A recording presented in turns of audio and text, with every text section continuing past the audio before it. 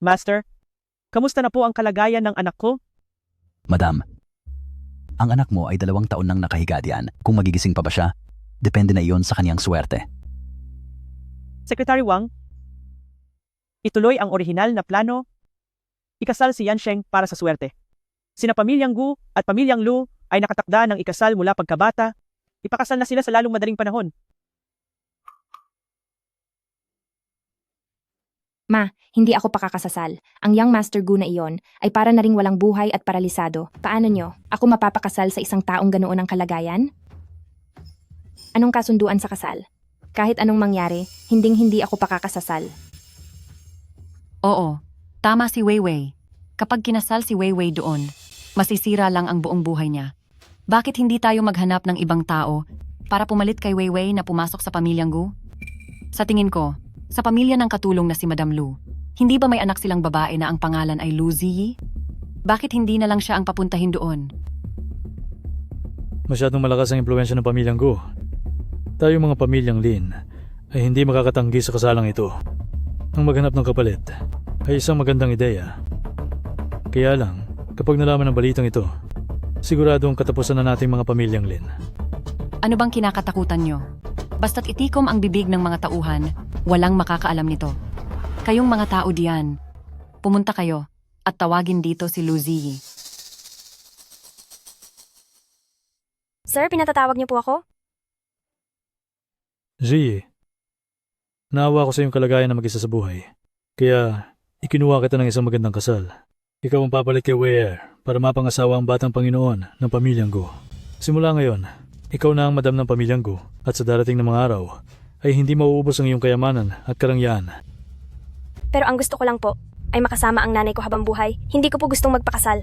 Lu Ziyi, nitong mga nakalipas na taon, kaming mga pamilyang Lin ang nagpapakain sa inyong mag-ina, napakalaking utang na loob na iyan. Ngayong araw, gusto mo man o hindi, kailangang magpakasal ka. Pero paano po kapag nalaman ng pamilyang Gu na peke lang ako? Walang makakaalam yan. At kung sakaling maglakas loob kang ibunyag ang kahit isang salita, iyang kawawa mong ina ay hindi na muling makakakita ng bukas.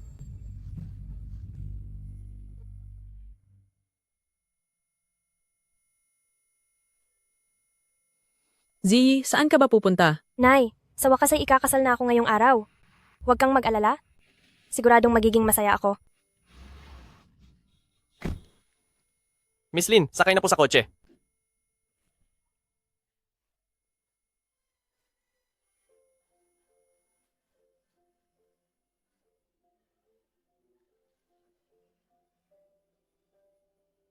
Mula ngayon, ikaw na si Lin Mowei. Ang tungkol sa pagpapalit ng kasal, dapat mong ilihim iyan hanggang sa iyong huling hininga.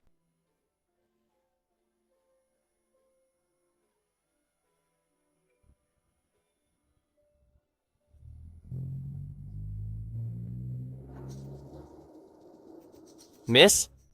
Ang pamilyang Gu talaga ang nangunguna sa mga elite. Hawak nila ang kalahati ng yaman ng Beicheng. Napakagarbo ng pagkakagawa rito. Miss, pakiakyat po sa taas.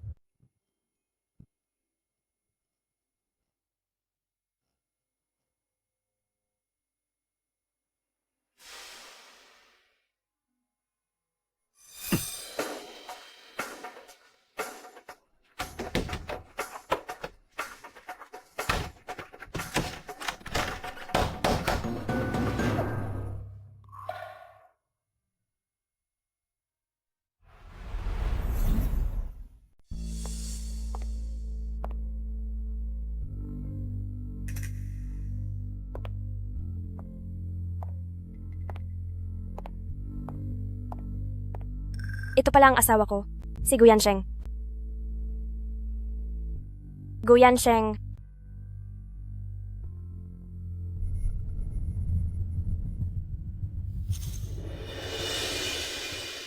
Kaya naman pala, hinayaan ni Lin Mowei ang magandang posisyon bilang young mistress ng mga pamilyang Gu at talagang ipinilit pa na ako ang ipakasal. Kaya naman pala ang tagapagmana ng mga pamilyang Gu ay isa palang vegetable. Pero, itong tagapagmana, napakagwapo naman pala. Ayos lang kung vegetable siya dahil hindi ko na kailangang umarte sa harap mo. Sakaling mawala na siya balang araw, posible ko pang mamana ang lahat ng yaman ng mga pamilyang Gu. Hindi na rin ito lugi. Ikaw ba si Mowi? Opo, ako nga po. Kayo po ba si Madam? Hindi mo na ako kailangang tawaging madam. Simula ngayon, tawagin mo na lang akong ma. Dahil ikinasal ka na sa pamilyang ito, simula ngayon ituturing na kitang sarili kong anak. Ma? Maui, tungkol sa kalagayan ni Yansheng, hindi rin namin ito inaasahan. Simula noong maaksidente siya, ilang taon na ang nakararaan, hindi na siya nagkamalay pa. Patawad at kailangan mong pagdaanan ito. Madam, wag na po kayong masyadong malungkot. Tiyak na magigising din si Yansheng. 2 taon na siyang nakahiga. At sabi ng mga doktor, napakaliit na ng pag-asang magising siya. Subalit, Maui, huwag kang mag-alala. Ngayong asawa ka na niya, sisiguruhin kong hindi kita mapapabayaan. Ito ang $1 bilyon. Gamitin mo iyan sa kung anong gusto mo. Pumili ka ng kahit anong maibigan mo at kapag naubos iyan, sabihin mo lang sa akin. $1 bilyong po? At heto pa ang mga pulseras. Gusto mo ba sila? Kung ang iba ay may wedding gold jewelry, ikaw, bilang manugang ng mga pamilyang Gu, hindi rin dapat mawalan yan. Ganito karaming ginto? Napakagalante naman ng mga pamilyang Gu. Ma, pero Maui, hindi mo pa gusto ang mga ito. Tanggapin mo muna ang mga ito. At kapag may nagustuhan kang ibang disenyo, sabihin mo lang sa akin. At ito pa, ito ang pamanang jade bracelet ng mga pamilyang Gu. Ibinibigay ko na ito sa iyo ngayong araw. hindi po. Hindi po ito pwede. Madam, masyado po itong mahalaga.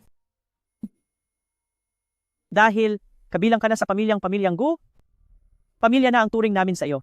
Hindi ko hahayaang mahirapan ka. Ngayon ang masayang araw nyo, ng asawa mong si Yansheng. Kaya, wag na muna nating pag-usapan ang mga iyan. Lalabas muna ako.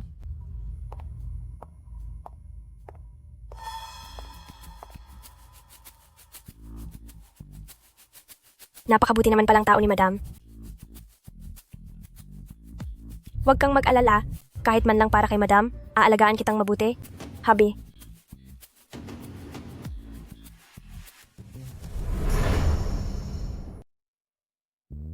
Husband, ako naman ang magpupunas sa katawan mo ngayon. Maging mabait ka lang, ha? Hindi ka naman siguro naging tanga dahil sa pagkakauntog mo, di ba? Mukhang okay lang naman. Sa bagay, dahil nakarate ka lang naman bilang isang vegetable, maging tanga man o hindi, mukhang wala na ring pagkakaiba yun.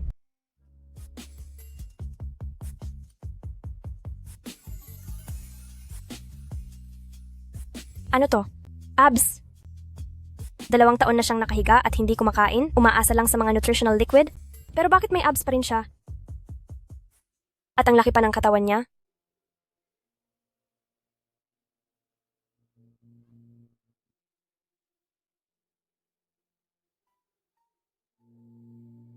Buti na lang at hindi niya ako nakikita.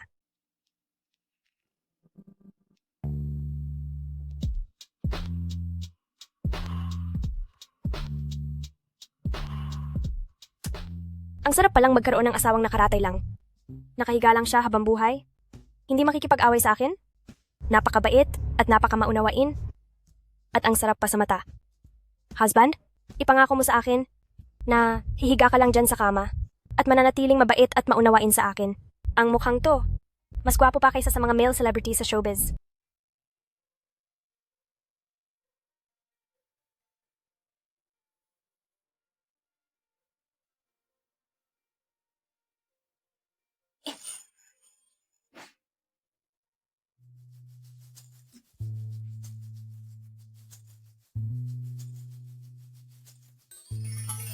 Ipikit mo na ang mga mata mo.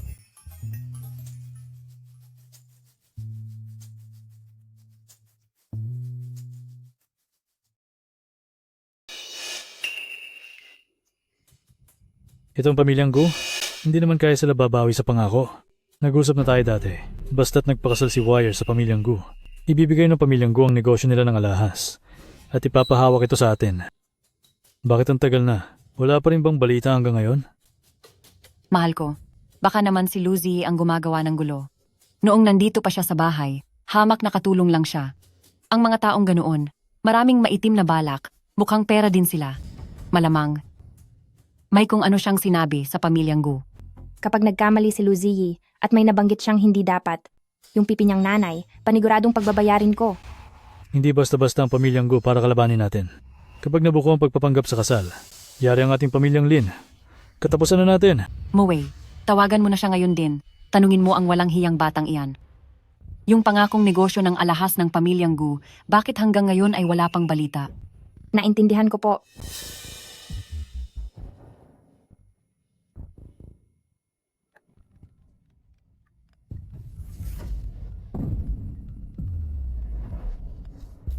Hello? Ano po ang kailangan nila? Lucy, kumusta na yung asawa mong tulala at parang gulay na lang? Binibining, Lynn? Sabihin mo na agad kung anong gusto mo. Binabalaan kita. Kapag nalaman ng pamilyang Gu na ikaw ay isang impostora, siguradong magdurusa ang pipi mong ina. Nagawa ko na ang gusto niyo na magpakasal.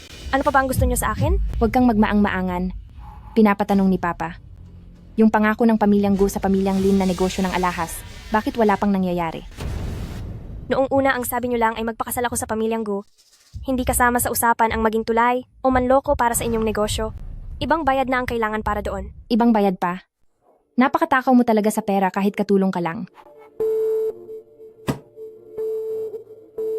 Buwisit na Lucy na iyan. Binabaan niya ako ng telepono. Akala siguro nila ipapayag lang ako basta-basta.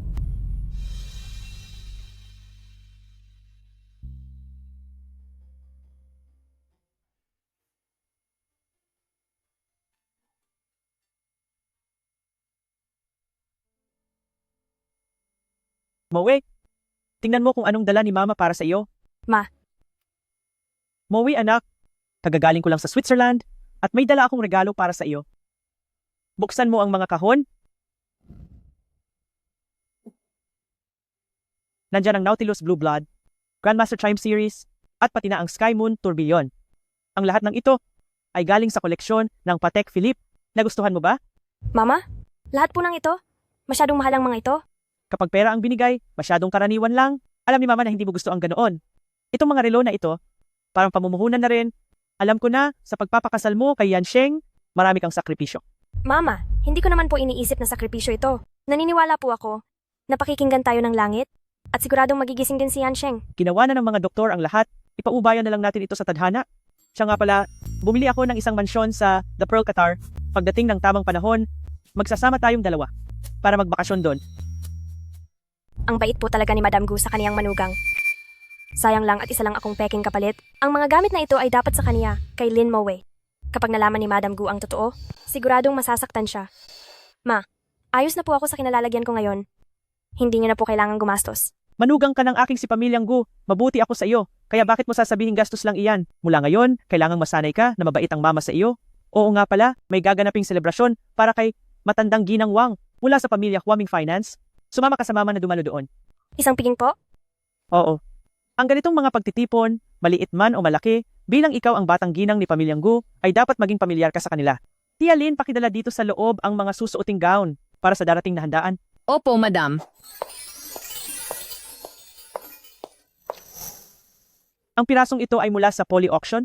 Isa itong pambihirang obra maestra. Ang katawan ng damit na ito ay napupuno ng mga nakadikit na pambihirang ruby na napakataas ng kalidad. Ang panimulang presyo pa lang sa subasta nito ay nasa $9 na dolyar. Nagustuhan mo ba? Siyam na digit? Napakamahal naman po niyan. Sana kung hindi lang na-aksidente si Yansheng noon, mas maganda sana. Disenyo ito ng isang batikang master sa Fashion Week. Inabot ng 2 taon bago matapos ang pananahi rito, nag-iisa lang ito sa buong mundo. Tingnan mo ang mga disenyong ito. Pumili ka ng kahit anong gusto mo. Ma, masyado na po talagang mahalaga ang mga ito. Hindi naman iyan masyadong mahal. Sa hinaharap, ikaw na ang mangunguna sa mga tanyag sa lipunan at ang kagalang-galang na asawa ng tagapagmana ng Beicheng. Sa mga handaan nating mga Moe, kailangang ikaw ang maging pinakaningning. Tingnan mo itong damit na may ruby. Sa tingin ko ay maganda ito. Ano sa tingin mo? Ma, lahat naman po ay nagustuhan ko. Kayo na po ang magdesisyon.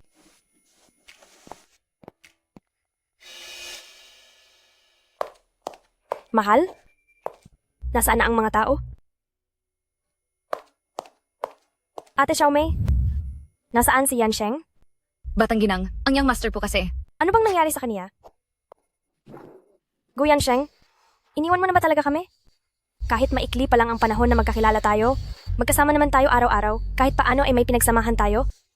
Bakit naman basta ka na lang nawala? Ma, Moe, ano bang nangyayari sa'yo? Ma, sinasabing ang mabait ay pinagpapala. Isang mabuting tao si Yansheng. Bakit hindi man lang siya lumaban at bigla na lang siyang wala na? Sino ang mag-aakala na sa maikling panahon ay ganito na pala kalalim ang damdamin ng asawa ko para sa akin? Huwag kang mag-alala, hindi pa ako nawawala. Ikaw, paano ka nakatayo? Pagkatapos ng 2 taon na pagkakahiga, sa ilalim ng mabuting pag-aalaga ng aking asawa, sa wakas ay nagising na ako. Parang hindi ka naman masaya? Bakit? Dahil ba sa nagising ako? Kaya nadismaya ang aking asawa?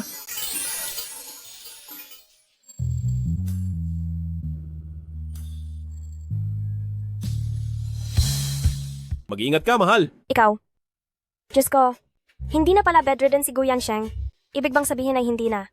Ako magiging malaya ngayon? Anong sabi mo? Simpleng pag-inom lang ng tubig, kailangan mo pa bang gawin iyan, mahal ko? Halika, papainumin kita. Hindi po, wag na po. Kaya ko na po ito. Inalagaan ako ng mabuti ng asawa ko noon. Dapat lang na ganun din ang gawin ko, di ba? Baka mabulunan ka pa? Ang asawa ko talaga ay hindi nag-iingat. Ako na ang gagawa niyan. Ay, wag na, hindi na po kailangan. Bawal ang basta-bastang pagdidikit. Bawal ang pagdidikit? Ang pagkakaalam ko kasi, may isang taong hinawakan ang buong katawan ko habang sinasabing may abs pa raw ako kahit 2 taon na akong nakahiga. Bakit parang itinatanggi mo na ngayon? Ano ang sinabi mo? Huwag kang mag-alala. Asawa ko? Sisiguraduhin kong matutupad ang gusto mo. Hindi ako makikipag-away o magagalit at ako ay magiging isang maalaga at mapagmahal na asawa. Bakit niya alam ang mga bagay na ito? Pati ba noong hinalikan ko siya ng palihim? Tiyak na alam niya rin. Kung ganoon, bakit namumula ang mukha mo? Mainit ba? Maui, masaya ang mama na makitang maayos ang pagsasama ninyo. Nga pala, kumuha ako ng sikat na chef, nagpaluto ako ng maraming pagkain bilang selebrasyon sa paggising ni Yansheng. Maui, bakit hindi ka pa kumakain? Ang mga ito ay pinaluto ko pa. Sa sikat na Black Pearl Chef of the Year, tikman mo kung pasok sa panlasa mo. Ma, nagugustuhan ko po silang lahat. Pati na rin itong ginseng chicken soup. Sadya kong ipinaluto iyan para lang sa iyo. Tikman mo kung masarap ang lasa. Yansheng, sandukan mo ng sabaw ang asawa mo. Wag na po, kasasama pa lang ni Yansheng. Kaya ko na po itong gawin mag-isa. Kumpara sa ginawa mong pag-aalaga sa akin noon. Baliwala lang itong pagsasandok ng sabaw. Ibig bang sabihin ay malay siya noon? Ang tungkol sa paghalik ko sa kanya noon, alam niya rin ba iyon? Sinta, buka ang bibig. Mrs., buksan mo ang bibig mo.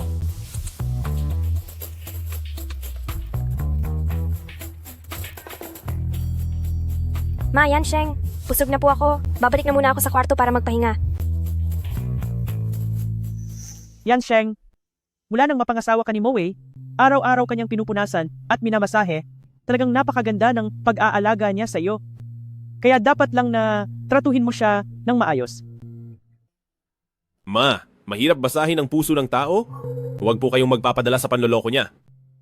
Sa tingin ko, gustong-gusto niya nang mawala ako agad para makuha niya ang lahat ng ari-arian ng pamilyang Gu. Ano ba itong pinagsasabi mo? Kilala ko ang mga tao. Si Moe ay hindi ang klase ng babaeng mukhang pera.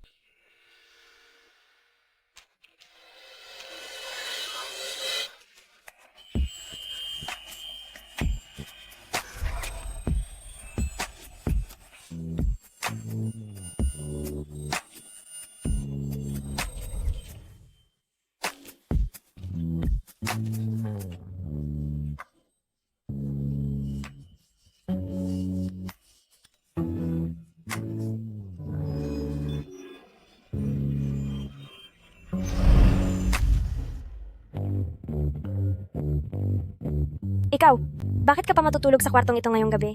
Noong tulog pa ako at walang malay, sa iisang kama tayo natulog. Ngayong gising na ako? Dapat na ba tayong maghiwalay ng kwarto? Noon ay hindi ka pa makagalaw at hindi mo pa kaya ang sarili mo. Ganun pa rin ba iyon hanggang ngayon? Kaya pala, Mrs., habang hindi ko pa kaya ang sarili ko noon, sinamantala mo na ba ang pagkakataon sa akin? Hindi ko maintindihan ang sinasabi mo. Kung gusto mo, sa sahig ka matulog ngayong gabi, sa kama naman ako. Anong ginagawa mo? Huwag kang lalapit. Sino kaya itong hinalikan at niyakap ako noon? At ngayon ay nagpapanggap na napakabait? Kailan ka pa talaga nagising? Simula nung sinabi mo na may abs pala ang asawa mong hindi makagalaw. Bawat salitang sinabi mo, lahat ng ginawa mo, at ang mga pagpaparamdam mo sa akin, alam na alam ko ang lahat ng iyon. Ikaw? Ibig sabihin, nagpapanggap ka lang bang natutulog? 2 taon akong nakahiga doon? Sa tingin mo, nagpapanggap lang ako?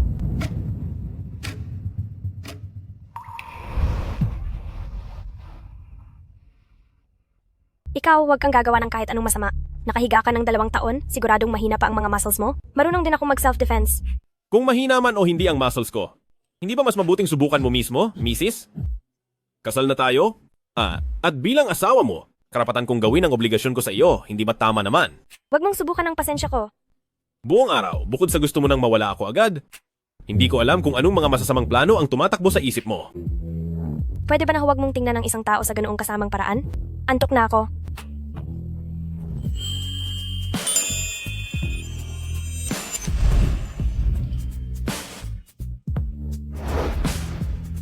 Ano bang inaasahan mo, Mrs.? Ikaw.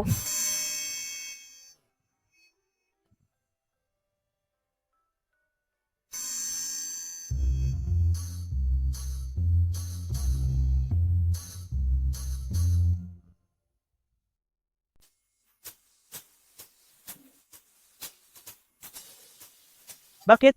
Hahanapin mo ba ang asawa mo? Sinong nagsabi na hinahanap ko siya?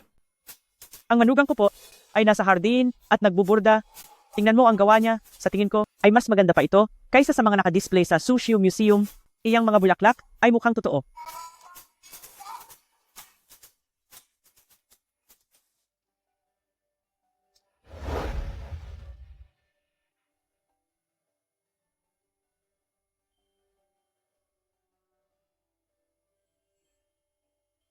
Ma, nahulog ang sinulid ko. Pwede po bang pakiabot?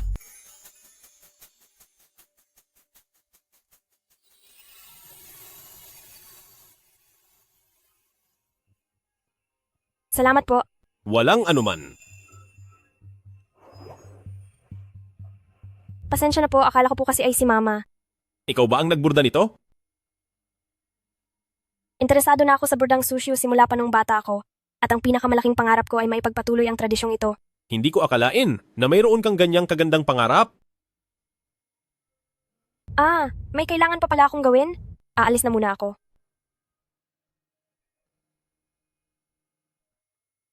Maganda ang pagkakaburda mo. Bakit ang nakalagay na pangalan ay Lu Ziyi?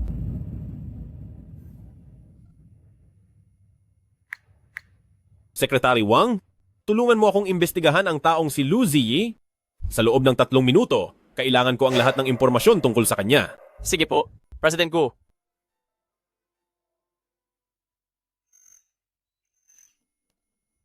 President Gu, nahanap ko na. Ayon sa mga record, ang napangasawa sa pamilyang Gu ay si Lu Ziyi at hindi si Lin Mawei. Lu Ziyi, niloko mo ako.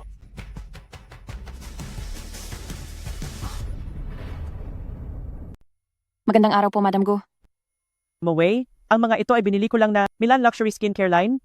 Alin ang gusto mo? Pumili ka lang kahit ano. Ma, ayos na po sa akin ang gumamit ng Davao. Masyadong maaksaya ang mga ito. Naku, kaming mga babae, bagamat mahalaga ang talino at pagkatao, dapat din nating matutunang mamuhunan sa ating sarili. Tingin ko itong caviar essence ay napakaganda, ibalot nyo ito para sa akin.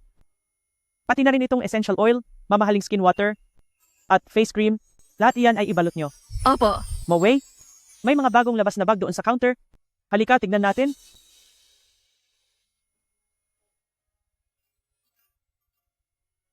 Magandang araw po, Madam Gu. Welcome po sa aming shop. Mawei, ang lahat ng ito ay mga bagong disenyo para sa season na ito. Tignan mo kung may nagustuhan ka.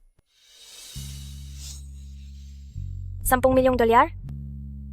Sapat na po ito para bumili ng 2 bahay. Basta't gusto mo, itong mga designer collection series na ito, ay bibilhin nating lahat. Huwag na po, Ma. Masyadong marami na po ang naibigay niyo sa akin. Sa hinaharap, magiging sayo rin ang lahat ng pagmamay-ari ng pamilyang Gu, kaya maliit na bagay lang ang mga ito. Tingnan mo pa, may iba ka pa bang nagustuhan? Ito na lang po siguro. Simple at hindi masyadong agaw pansin. Ma, isa lang po ang bibilhin ko. Ito, ibalot niyo lahat ito. At itong special edition, ipakita niyo sa manugang ko para masukat niya.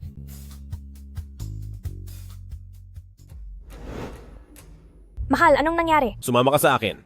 Yansheng, hindi ba pwedeng hintayin mo kaming matapos ni Mawei sa paglalakad bago ka magsalita? Yansheng,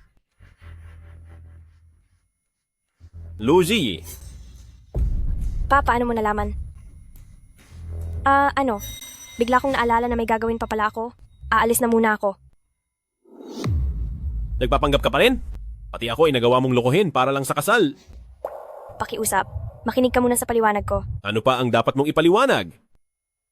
Pinagplanuhan mong maigi na makapasok sa pamilya ng pamilyang Gu dahil ba gusto mong makuha ang ari-arian ng pamilyang Gu at inaasahan mong mawala na ako kaagad para mamana mo ang yaman ng pamilyang Gu? Kaso nga lang, nagising na ako. Oo, tungkol sa pagpapalit ng ikakasal, aminado akong pagkakamali ko iyon. Pero biktima rin naman ako. Ginamit nila ang nanay ko para takutin ako. Wala akong naging pagpipilian. Naku, magaling ka talagang umarte. Simula noong pumayag kang magpakasal sa isang taong nakaratay lang, alam kong may masama ka ng balak. Hindi totoo yan. Noong una, hindi ko talaga alam na sa isang taong nakaratay ako ipapakasal. Sana ay mawala na siya kaagad. Para makuha ko ang yaman ng pamilyang Gu, sabi mo noon. Hindi ba't ikaw mismo ang nagsabi niyan? Ako? Wala ka nang masabi, di ba? Marami na akong nakitang babaeng tulad mo. Kunwari ay inosente, pero punong-puno ng maitim na balak. Mukhang sa puso mo nahusgahan mo na ako. Dahil kahit anong sabihin ko ay mali. Kung ganoon ay susundin ko na ang gusto mo, maghiwalay na tayo. Hindi ako papayag. Hindi ako payag. Ano ba talaga ang nangyayari? Ayos naman ang lahat. Bakit bigla mong gustong makipag-divorce? Ikaw ba ang magsasabi sa kanya? O ako mismo ang magbubuko sa iyo? Luzie? Lucy, Pasensya na po, ma'am. Manalin lang tayong lahat. Nagpadala lang ang pamilyang Lin ng pekeng mapapangasawa para lokohin tayo. Madam, pagkakamali ko po ang pagpapanggap na asawa. Makikipagdalamhati at makikipag-divorce na po ako agad. Ang mga card, alahas, at mga bag na ibinigay nyo, bukas na bukas din ay ibabalik ko po ang mga iyon ng buo. At sa lahat ng oras na ito, pasensya na po sa istorbo, at maraming salamat po sa pag-aalaga sa akin.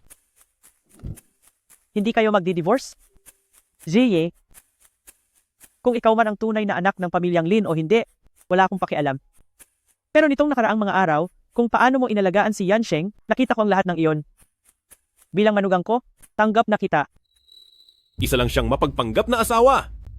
Ano naman kung mapagpanggap? Dahil lang sa pumayag siyang magpakasal sa isang taong nararatay ng 2 taon, huwag kang maging irresponsableng asawa. Kapag itinuloy mo ang divorce, huwag mo na akong ituring na ina. Mula sa kayamanan ng pamilyang Gu, wala kang makukuha kahit isang kusing.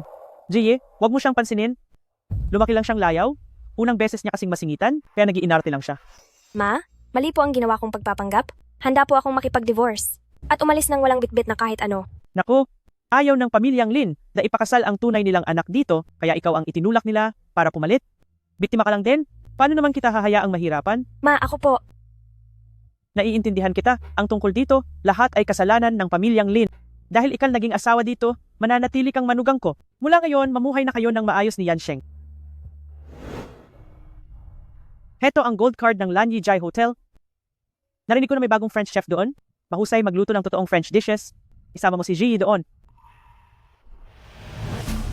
Ma?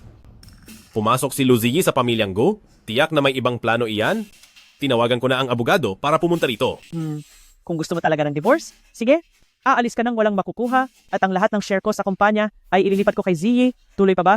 Hala, ituloy mo. Dahil iyan ang sabi nyo, ano pa ba ang magagawa ko? Hindi ba sabi nyo kakain tayo? Bakit nakatigil pa tayo rito? Ayoko pong sumama. Mas gusto ko pong samahan si Mana mag-shopping.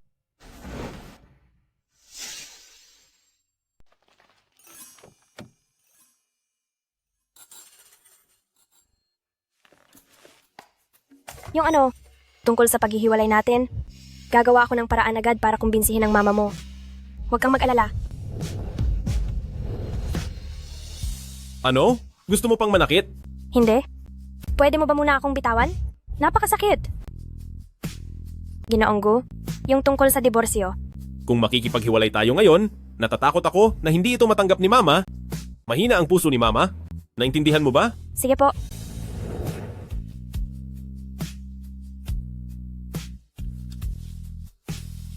Napakasungit na parang bangkay. Noong walang malay ka pa, mas mabait ka pa tignan.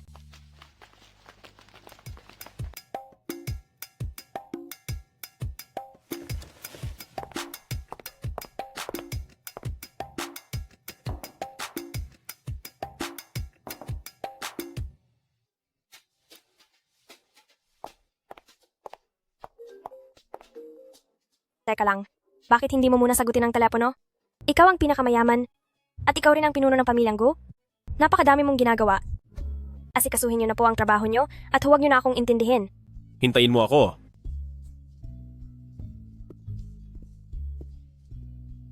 Hoy, Luzie. Bakit hindi mo sinasamahan sa bahay ang asawa mong parang wala ng buhay? At pumunta ka pa rito sa Lan Yizai. Sa napakamahal na restaurant na ito. Lin Moway, Maway? Parang ngayon lang kita nakita dito, miss. Saang pamilya ka ba galing? Brother Jun, nagbibiro ka naman. Siya ba? Anak lang naman siya ng katulong namin. At ang nanay niya ay isang pipi.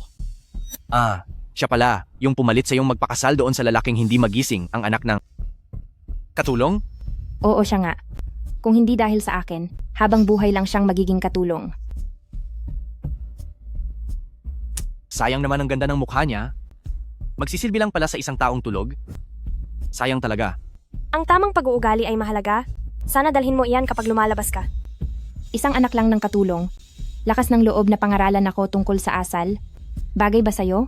Akala mo ba porket ikinasal ka sa pamilyang Gu ng ilang araw, ikaw na ang Mrs. Gu? Kung hindi dahil sa akin, makakapasok ka ba sa pamilyang Gu? Katulad ka lang din ng nanay mo. Habang buhay na magiging tagapagsilbi. Sumusobra ka na.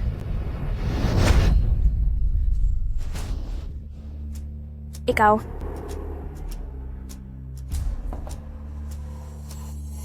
Alam mo ba kung sino si Brother Jun? Hindi. At wala akong pakialam. Miss Lin, itigil mo na ito habang maaga pa. Hayaan mong ipakilala kita. Ito si Brother Jun, ang panganay na anak ng pamilyang Shu. Ang pamilyang Shu sa buong mundo pagdating sa semiconductor chips ay ang nangungunang kumpanya at ang susunod na head ng North City Chamber of Commerce. Ang asawa ko naman ang pinakamayamang tao sa North City. Anak ng katulong, dapat alam mo ang lugar mo. Huwag mong isipin na porket nakatungtong ka sa mataas ay magiging senyora ka na.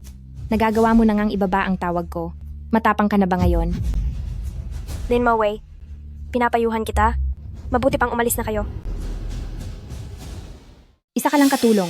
Akala mo ba porket ikaw ang naging kapalit ko sa pagpapakasal sa pamilyang Gu, ay kung sino ka na? Naglakas loob ka pa talagang pumunta sa Lan Yizai na isang mamahaling restaurant para lang gumastos. Ang presyo ng isang putahe dito ay katumbas na ng 6 na buwang sweldo mo. 2 taon nang hindi nagigising si Young Master Gu. Ang nanay na lang niya ang nagtataguyod sa lahat. Kung magpapatuloy ito, hindi imposible na mapunta sa iba ang pag-aari ng pamilyang Gu. Ano kaya?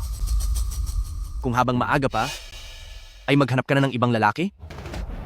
Pinapaalalahanan ko kayo na ayusin niyo ang pananalita niyo. Katulong ka lang naman. Kahit na napunta ka pa sa pamilyang Gu, habang buhay ka pa ring magsisilbi.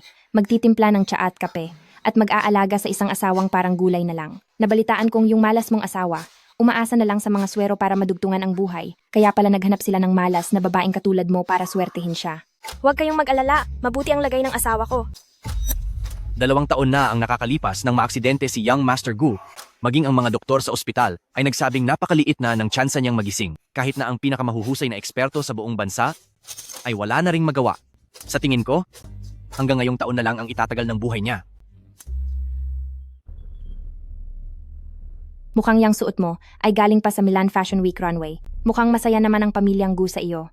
Kamusta na ang usapan para sa proyekto ng alahas ni Gu Corporation at pamilyang Lin? Nagmamadali na ang tatay ko. Miss Lin, pakilinaw lang, ako ang nagpakasal bilang kapalit. Hindi ako pumunta doon para makipagnegosyo para sa inyo. Wala kang utang na loob, katulad ka rin ng nanay mo. Pareho kayong mga basurang hindi nababagay sa magandang buhay. Kung hindi kayo kinalingan ng pamilyang Lin, matagal na sana kayong nagutom ng nanay mo sa lansangan. Ang makipag-usap sa mga taong katulad nyo ay pagsasayang lang ng oras at buhay ko. Huwag niyo akong sisisihin kung hindi ko kayo binalaan. Umalis na kayo rito ngayon din? Bago pa kayo magsisi? May karapatan ka bang palayasin kami? Waiter, hindi ba't isang high-class na restaurant ito? Bakit nyo hinahayaang may isang hamak na katulong ang kumakain dito? Palayasin nyo siya ngayon din. Laging tama ang mga customer. Anong karapatan mong paalisin ako? Akala mo ba dahil napunta ka sa pamilyang Gu, ay hindi ko na pwedeng gawin sa'yo ang kahit anong gusto ko? Tigil. Tigil. Sino ka ba? Pinagsasabihan ko ang katulong ko. May karapatan ka bang makialam? Lin Mowi. Tama. Ako ang dalagang si pamilyang Lin, na si Lin Mowi Luziyi. Sino ang lalaking ito? Huwag mong sabihing ginamit mo ang pera ni pamilyang Gu para bumuhay ng lalaki sa labas. Diyos ko po! Nakalimutan ba ni Lin Mowi uminom ng gamot? Hindi niya man lang kilala ang tagapagmana ng Northern City? Miss Lin, ikaw? Hindi mo ba siya nakita kailanman? Parang nakita ko na siya sa kung saan. Parang pamilyar siya. Hamak na lalaki lang yan. Bakit kailangan ko siyang makita? Luziyi, hindi ko akalaing mahilig ka pala sa ganyan. May asawa kang nakaratay na parang gulay sa bahay, tapos nagbabayad ka ng lalaki sa labas. Ang ginagawa mong iyan, noong unang panahon ay pinaparusahan ng matindi. Asawang nakaratay at parang gulay? Bakit? Mali ba ang sinabi ko? Umalis na kayong dalawa ngayon din, nakakasira kayo ng paningin. Inaantay ko pa si Brother June para ipakilala ako sa mayamang investor na si Elder Wen. Ang paalisin ako sa Lan Yizai, ikaw pa lang ang nakagawa nito. Binibigyan kita ng 3 segundo para lisanin ang Lan Yizai. Papaalisin mo ako? Sino ka ba sa akala mo? Ang lakas ng loob mong kausapin ako ng ganyan. Miss Lin, talaga bang hindi mo pa nakikita si Young Master Gu? Bakit kailangan ko siyang makita? Isang taong hindi na halos gumagalaw. Siguradong napakapangit niyon. Pero ikaw, Lucy, isang linggo ka ng kasal, hindi mo pa rin ba siya nakikita? Ibig bang sabihin ay magkahiwalay kayo ng kwarto? Sa bagay, hindi na nakakapagtaka. Dahil 2 taon na siyang nakahiga sa kama. Tiyak na nanghina na ang kanyang mga kalamnan at naging sobrang pangit na niya. Tiyak na masusuka ang sinumang makakakita sa kanya. Miss Lin, hindi pangit ang asawa ko. Pinapayuhan kita na umalis na ngayon din. Lucy, akala mo ba ay kung sino ka na para magsalita ng ganyan sa akin? Sino ka ba sa tingin mo? Para palayasin ako? Katulad ka lang ng nanay mo, mababa ang uri nyo. Sa iyong dugo, bawat bahagi ay puno ng amoy ng isang mababang tao. Alam mo ba yon? Kayo ang mga mababang uri? Kayong mga mayayaman na mapanghusga sa kapwa nyo? Wala nga akong pera. Pero hindi ako katulad nyo, na ginagamit ang inyong pribilehiyo para mangapi ng ibang tao, nang walang hiya, at ipinagmamalaki pa ito. Wala ka ng pera, napakalakas pa ng loob mo. Mahirap ka dahil ang 3 henerasyon ng pamilya mo ay mangmang at tamad, kaya simula nang isilang ka, ay isa ka ng pulubi. Ikaw at ang pipi mong ina ay nakatadhana ng maging mahirap, kaya kahit mapunta ka pa sa pamilyang Gu, ay hindi na ito mababago. Napakakawawa niya pala sa pamilyang Lin. Bakit hindi pa kayong dalawa umalis? Darating na si Elder Wen mamaya. Kayong dalawa, ang isa ay mukhang dukha, at ang isa naman ay ibinebenta ang mukha para kumita. Kapag nagalit si Elder Wen, hindi ko na kayo mapoprotektahan. Miss Lin, ang bibig mo ay mas mabaho pa sa tubig sa aming palikuran. Anong sabi mo? Nagagawa mo akong bastusin ng ganyan? Gusto mo bang parusahan kita? Humingi ka ng tawad. Brother Jun, tingnan mo ang lalaking ito. Sinasaktan niya ako sa harap mo. Tulungan mo naman ako. Hindi mo ba narinig? Mag-sorry ka. Bitawan mo siya.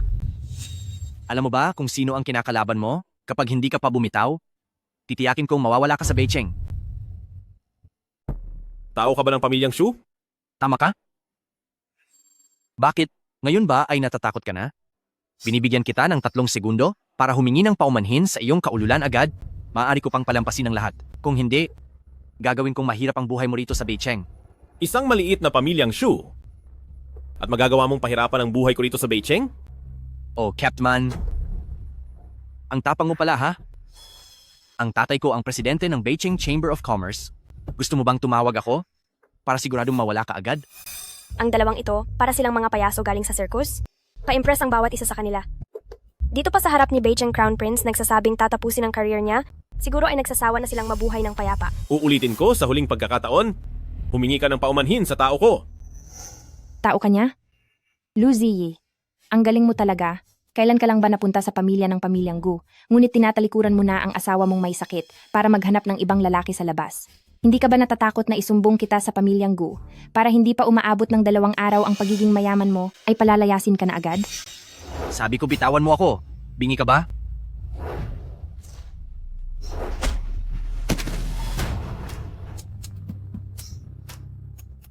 Sinaktan mo ako? Ayaw mo na ba talagang mabuhay? Gusto mo bang gawin kitang alaala na lang sa susunod na taon? Sira na siguro ang ulo nitong si Shujun dahil sa kakabasa ng mga serye ng mayayamang bot. Puro walang kwentang script ang laman ng utak niya. Ikaw? Ganyan na pala kayabang ang mga pamilyang Shu rito sa Beicheng ngayon. Bakit? Ngayon ka lang ba natatakot? Humingi ka ng tawad sa akin at baka pagbigyan pa kita. Hihingi ng tawad sa iyo? Baka hindi mo makayanan ang kapalit niyan. Bitawan mo na siya. Ang pamilyang Shu ay isang matandang makapangyarihang pamilya rito sa Beicheng. Kapag may nangyari sa kanyang masama, hinding-hindi mo kayang harapin ang consequences nito.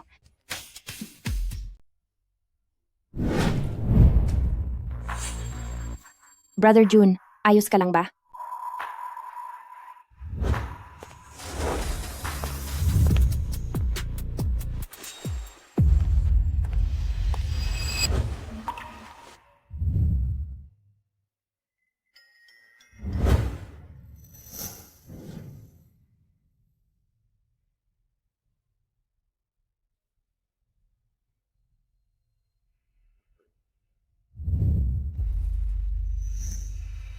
Ang yabang mo ah. Naniniwala ka ba na sa isang salita ko lang ay kaya kitang tapusin agad? Ibalik ko sa iyo ng eksakto ang sinabi mo.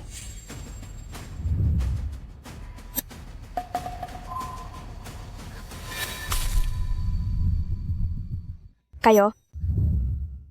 Ayos ka lang ba? Hayaan mong punasan kita. Pinapayuhan kitang lumuhod ng maayos at humingi ng tawad sa akin, yukod hanggang sa masiyahan ako. Kung hindi ang galit ko, ay hindi mo kayang harapin. Masyado atang bilib sa sarili ang taong ito. Anong ginagawa ninyo?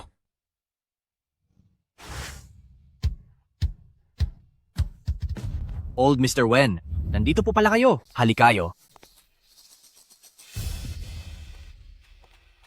Young Master Gu, kayo po ba talaga iyan? Ito, Elder Wen. Kaibigan niyo po ba siya? Elder Wen? Iyang katabi mong si Ginoong Shu. Sabi niya, ay palalayasin niya ako sa Beicheng. Ano sa tingin mo ang dapat kong gawin? Ano? Palalayasin kayo sa Beicheng? Nagbibiro ba siya? Naging pinuno lamang si pamilyang Shu ng Beicheng Association dahil sa tulong ko. Hindi pa nga matatag ang pwesto ni pamilyang Shu at nangahas na agad siyang magmayabang. Old Mr. Wen, baka nagkakamali lang po kayo? Ang lalaking ito ay isang lalaking nakadepende lang sa babae, konting parusa lang naman po yon.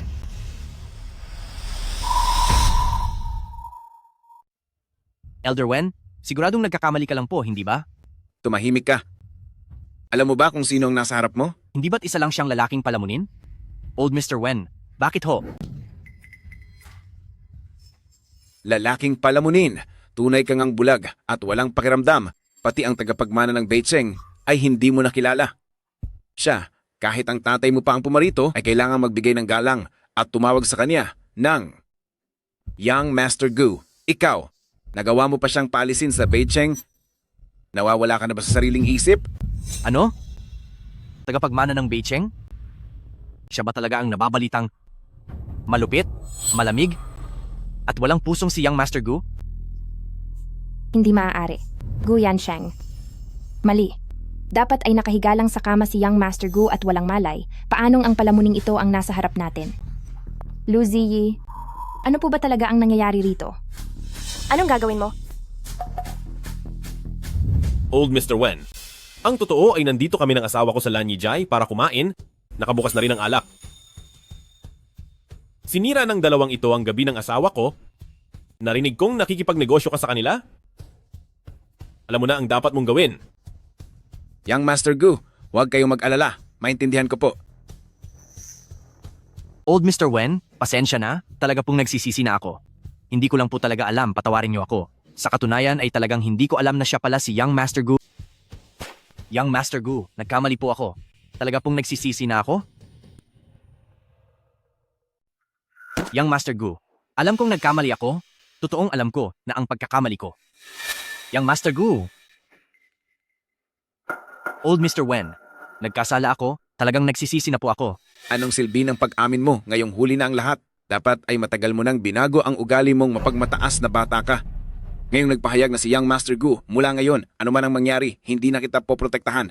Umuwi ka at sabihin sa iyong tatay na bilang chairman ng organisasyon ay kailangan na niyang magbitiw agad sa pwesto. Pagdating naman sa hinaharap, ang pamilyang Wen at pamilyang Shu ay wala na rin magiging anumang ugnayan. Ano?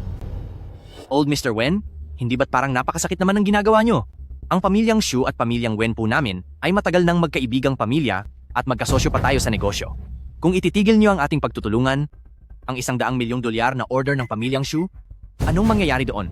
Para nyo na rin itinulak ang pamilyang Shu sa kailaliman ng kabiguan. Hump, kung hindi ka lang nanggugulo sa labas, hindi ka hahantong sa sitwasyong ito. Masasabing ang pamilyang Shu nyo ay nararapat lang sa nangyari sa inyo. At ikaw naman, mula sa anong pamilya ka? Ako. Elder Wen, alam ko na kung bakit nagalit si Young Master Gu. Dahil lahat ito sa babaeng ito. Siya ang nanggulo at nanulsol. Young Master Gu, parang awa mo na, pagbigyan mo ako. Ang 100 taong negosyo ng pamilyang Shu ay hindi pwedeng mawala dahil lang sa akin. Kung may dapat mang sisihin mo si Lin Mo Wei, lahat ay kasalanan niya. Brother Jun, hindi naman iyan ang sinabi mo kanina. Pamilyang Lin. Sige, mula ngayon, ang pamilyang Wen at pamilyang Lin ay hindi na rin magkakaroon ng anumang pondong pagtutulungan. Miss Lin, bahala ka na sa buhay mo. Old Mr. Wen, hindi po niyo pwedeng gawin ito. Young Master Gu, makinig ka sa akin. May sasabihin akong sikreto. Sa katunayan, ako ang tunay mong asawa, Lin Mowei. Ang babaeng iyan, isa lang siyang impostora. Nagsasabi po ako ng purong katotohanan. Oo nga, Mas gusto ko pang itsura ninyong dalawa kanina noong napakayabang pa ninyo. Young Master Gu, makinig ka sa paliwanag ko. Noong panahon na dapat tayong ikasal, suot ko na ang aking gown, pero ang babaeng ito, sadyang pinatulog niya ako. Pagkatapos ay nagpanggap siya bilang ako, para pakasalan ka. Young Master Gu, maniwala ka po sa akin, totoo ang lahat ng sinasabi ko. oo nga, totoo ang sinasabi niya. Kanina lang ay mukhang wala na akong pag-asang mabuhay bilang isang paralisado. At ano? Ngayong gising na ako? Bigla mo nang gustong magpakasal sa akin? Ako, Young Master Gu, ako. Patawad po. Dapat kang humingi ng paumanhin kay Mrs. Gu.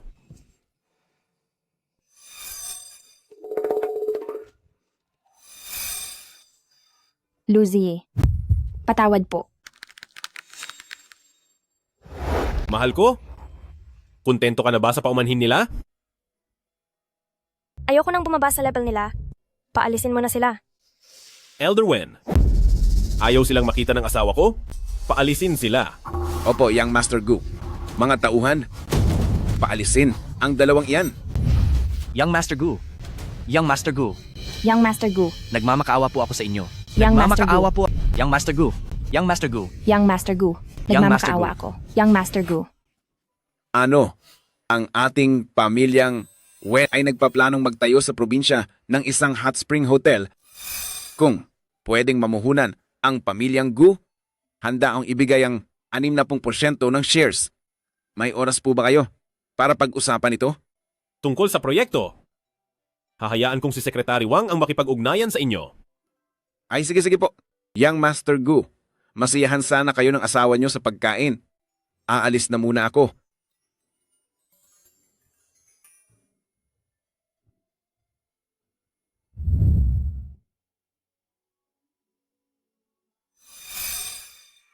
Kanina, salamat po.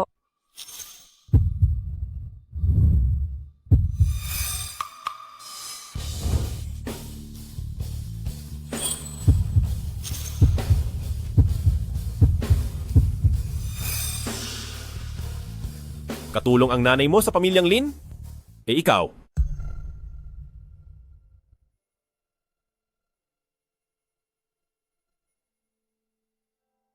Katulong ang nanay ko sa pamilyang Lin, at driver naman nila ang tatay ko. 10 taon na ang nakakalipas, gumawa ng kabutihan ang tatay ko, pero nawala siya para iligtas ang isang matandang babae. Mula noon, ang pamilya ng pamilyang Lin ay sinimulan ng suportahan kaming mag-ina. Kapag may oras ako, minsan ay bumabalik ako sa pamilyang Lin para dalawin ang aking ina.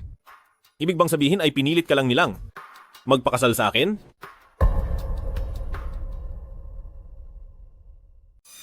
Ano? Salamat kanina. Asawa kita? Kaya simula ngayon, hindi mo na kailangan magpakababa kahit kanino. Hindi ka nagalit? Bakit naman ako magagalit? Yung tungkol sa pagpapanggap ko bilang si Lin Mowei para makasal sa pamilyang Gu, mali po talaga ako doon. Kung may sama ka ng loob o galit sa akin, maiintindihan ko po iyon. Pero kailanman ay hindi ko binalak naman din lang para lang makasal. Hindi ako galit. Po? Biktima ka rin lang. Tungkol sa pagpapalit ng pakakasal, hindi ba talaga siya galit sa akin? Ziyi. Basta't hindi mo na ako lolokohin, hindi masisira ang pamilyang ito. Ano ba talaga ang ibig sabihin ni Gu Yansheng? Hindi ba't gusto mo nang makipagdiborsyo? Ilang araw ka pa lang na ikinasal sa pamilyang Gu, ay nagising na ako. Mukhang may saysay naman pala ang seremonyang ito. Malaki ang utang na loob ko sa iyo. Hindi ba't sabi mo, nagising ka lang dahil sa sarili mong kagustuhang mabuhay? Binibiro lang kita. Tara, huwag nating hayaang masira nila ang araw natin. Dadalhin kita sa mall.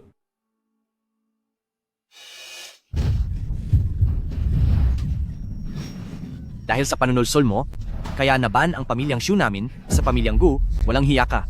Chujun, nasisiraan ka na ba ng bait? Nagawa mo akong saktan.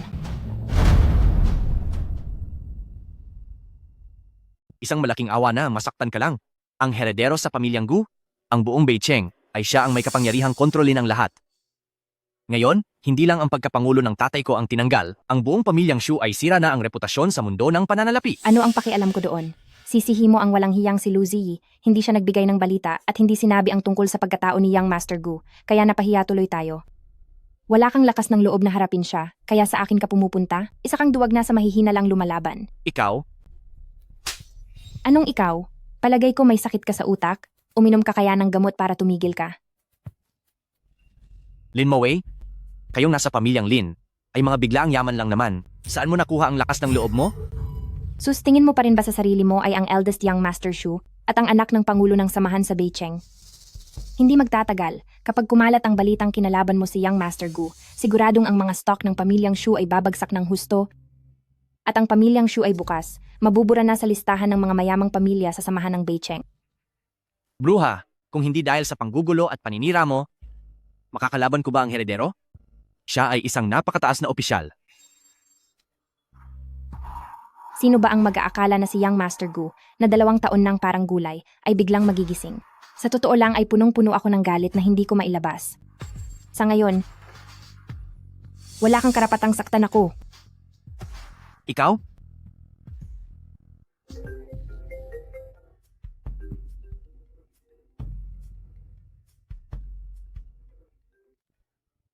Hello? Sutil kang bata ka. Kakaakyat ko lang bilang pangulo ng samahan, tapos nangahas kang saktan ang tauhan ng pamilyang Gu. Ngayon ang buong samahan ng bangko ay inaatake na ang pamilyang Shu at ang iyong mga tito ay hinihiling na paalisin ka na sa pamilyang Shu. Bumalik ka rito agad at humingi ng tawad sa akin. Ano? Banded na ba talaga tayo? Pa, makinig ka muna.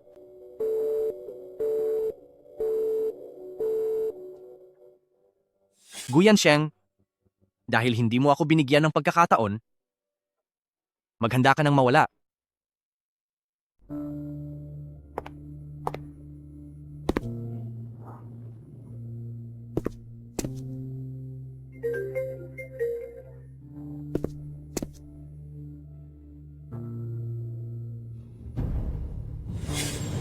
Mag-ingat ka. Ziyi!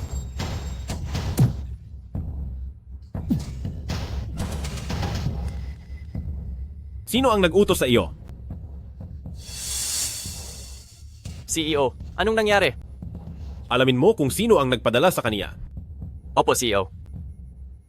Siya nga pala, ito ang mga ebidensyang nakolekta mula sa aksidente mo sa kotse noon. Ang utak sa likod ng lahat ay ang ikalawang tiyo mo. Ibigay mo ang ebidensya sa abogado. Ang bagay na ito, ako na mismo ang mag-aasikaso. Masusunod po, CEO.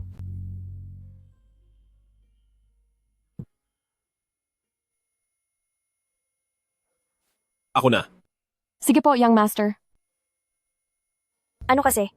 Kaya ko na po ang sarili ko. Sa susunod, huwag ka nang gumawa ng kahit anong kalokohan. Ikaw talaga, alam mo ba kung paano makipag-usap ng maayos? Dahil sa iyo, muntik na akong mawala, imbis na magpasalamat ka. Sasabihan mo pa akong tanga. May konsensya ka pa ba? Ano bang gusto mo? Ang gusto ko, kaya mo ba itong ibigay sa akin? Oo. Basta kaya kong gawin. Kung gusto mo ng mga bituin sa langit, susubukan kong kunin para sa iyo. Sasabihin ko na lang sa iyo sa susunod. Ziyi, malubha ba ang tinamo mong sugat? Sabi niyo kakain lang kayo. Bakit may nangyaring aksidente? Ayos lang po ako, ma. Maliit na sugat lang po ito. Naku po. Parang lalabas na ang puso ko sa kaba. Ikaw lang ang kaisa-isa at mahal kong menugang. Kapag may nangyaring masama sa iyo, ano na lang ang gagawin ko? Hay, 30 mahigit ka na, hindi mo man lang maprotektahan ang asawa mo, anong silbi ng pagpapalaki ko sa iyo? Hay, nakakainis talaga. Sa lamig mong iyan, si Ziyi ay baka maagaw pa ng ibang lalaki balang araw. Ma, wag niyo pong sisihin si Yansheng, ako po mismo ang humarang. Ziyi, dahil iniligtas mo si Yansheng, gusto ko talagang magpasalamat sa iyo ng lubos. Magpahinga ka muna para gumaling ang sugat mo, pagkatapos ng 2 araw, may auction sa Beicheng. Isama kita, pumili ka ng mga alahas at antigong gamit. Ma, hindi na po kailangan talaga. Yung huling bigay niyo po sa akin, yung kwintas na may ruby, hindi ko pa po na isusuot iyon. Ang mga alahas Nakakagaan sa loob kahit tinitignan lang, tsaka investment din ang mga iyan, hindi dapat mawalan yan ng mga babae. Nagpapaganda ang alahas. Sa susunod, bilhan mo pa ng maraming set ang asawa mo, naiintindihan mo ba? Opo, naiintindihan ko. Kahit ano pang gustuhin ni Mrs., ibibili ko siya. Siya nga pala, yung tungkol sa... Halo, Secretary Wang? Sige, naintindihan ko. Lalabas lang ako saglit. Ikaw na bata ka? Si Ziyi ay hinarang ang kutsilyo para sa iyo kaya siya nasaktan. Anong mas mahalagang bagay ang gagawin mo kaysa sa asawa mo? Ma, ako, Anong ako?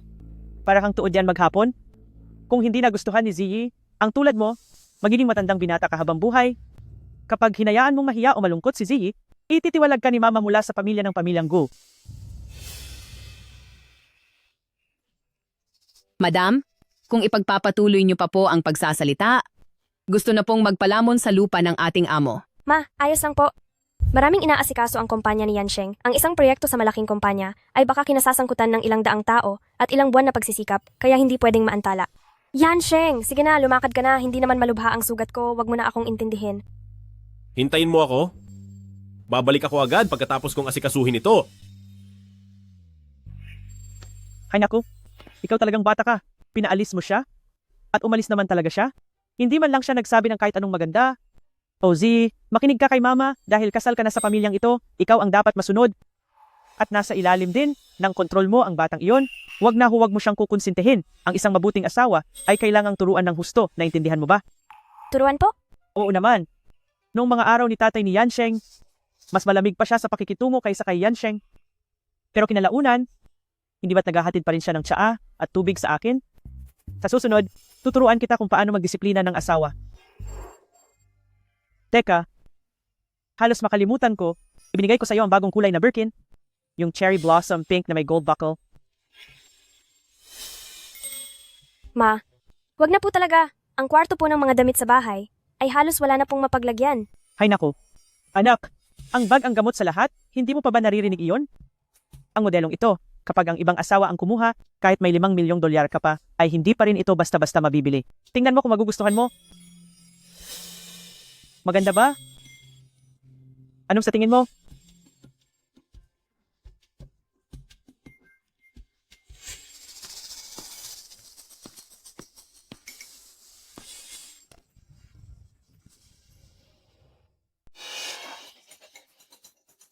Young Master Gu, nagkamali ako. Talagang alam ko na ang aking pagkakamali. Young Master Gu, Isa ka lang namang presidente ng Chamber of Commerce. At dahil sa desperasyon, naghanap ka pa ng taong susubok na saktan ako? Young Master Gu, siya lang ang nag-utos sa akin? Wala po akong kinalaman dito. Isa lang po akong maliit na tao. ikaw. Young Master Gu, ako. Young Master Gu, patawad. Pagbigyan mo na ako. Talagang alam ko na ang aking pagkakamali. Hindi ko na po uulitin. Secretary Wang, dalhin mo ang dalawang ito sa New Guinea Island para maranasan nila ang tradisyon doon. New Guinea Island? Sige po, CEO. Nandoon ang pinakauna at pinakakumpletong tribo sa buong mundo. Kayong dalawa, mag-relax muna kayo ng mabuti doon. Ano? Huwag. Young Master Gu, pakiusap, pakawalan mo ako. Nakikiusap ako, nahayaan mo na ako. Young Master Gu.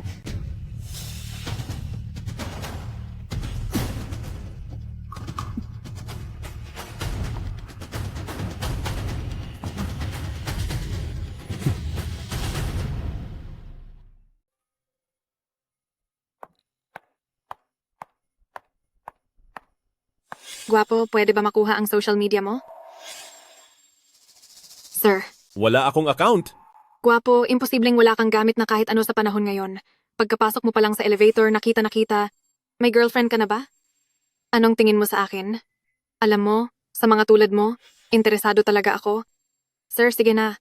Pakuha lang ng account mo. Makikipagkaibigan lang naman. Pasensya na. Kasal na ako. Paanong nangyari iyon? Ang isang lalaking kasing gwapo mo. Bakit ang aga mo namang nag-asawa? Love at first sight ako sa'yo eh. Pagbigyan mo na ako, ibigay mo na sa akin ang account mo. Sinasabi ko sa'yo, may asawa na ako. At siya ang asawa ko. Ng isang matinong asawa. Dapat ay bigyan ng kapanatagan ang kaniyang may bahay.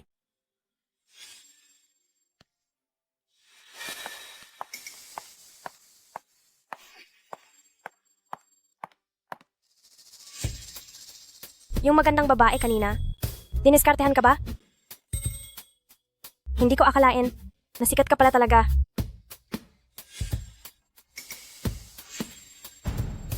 Huwag mong kakalimutan na ikaw ay ang Mrs. Gu sa ngayon. Sa susunod na mangyari ito, kailangan mong umaksyon agad para paalisin ang mga babaeng lumalapit sa akin. Obligasyon iyon ng isang Mrs. Gu, hindi ba? Isa kang tagapagmana ng pamilyang Beicheng. Napakaraming mga babae ang pilit na humahabol sa iyo. Paano kita matutulungan? Dapat ay may sarili kang kusa. Gusto pala ni Mrs. Gu na magkaroon ako ng kusa. Sige, susunod ako. Sana si Mrs. Gu ay sumunod din.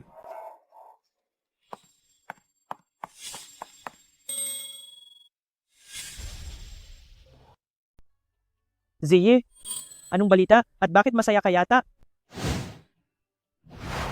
Anma, yung borda ko po na daan-daang ibon na sumasamba sa Phoenix ay nagustuhan ng museum sa Beicheng. Gusto nilang bilhin ang gawa ko sa halagang umaabot sa 6 na numero. Naku, 6 na numero po ba?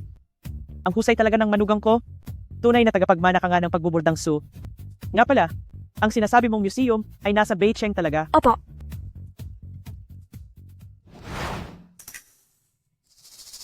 Ma, sasagutin ko muna ang tawag na ito. Sige po. Sabihan mo si Yansheng. Natawagan si Yansheng at ang museum director na iyon para makipagkita sa hapunan para lahat ng mga gawa niya ay bilhin na lahat nang maging laging masaya si Ziyi. Kapag po laging masaya si Mrs., siguradong bibilis na mabigyan ang madam ng isang napakalusog na apo, hahaha. Ay naku, may sariling tadhana ang mga anak. Basta masaya si Ziyi, ayos lang kahit magkaanak man o hindi. Teka pala, ang nanay ni Ziyi. Ang sabi ni Yansheng, hindi ba ay sinundo na siya galing sa pamilyang Lin? Sa susunod po, papuntahin mo siya rito para rito na rin tumira. Ang isang malaking pamilya, napakasaya at masigla pag ganun. Lin Maui, ano ba talaga ang balak mo? Naku po, Ziyi. Bakit parang iba na ang turing mo sa akin? May oras ka ba? Magkita tayo. Sige, isan mo na lang sa akin ang address.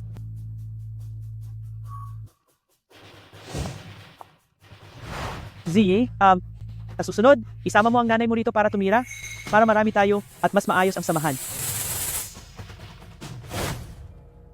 Maayos naman po, pero mas gusto po kasi ni Mama ng tahimik. Naku po, hindi na kita pipilitin kung ganoon. Sa susunod, bibisitahin ko ang balai ko. Salamat po, Ma, napakabait niyo sa akin. Salamat para saan? Ako nga dapat ang magpasalamat sa iyo. Mula noong tumapak ka sa pamamahay na ito, nagising na si Yansheng. Tunay kang swerte sa pamilya natin. Ma, may kailangan lang po akong lakarin sa labas. Sige, sige.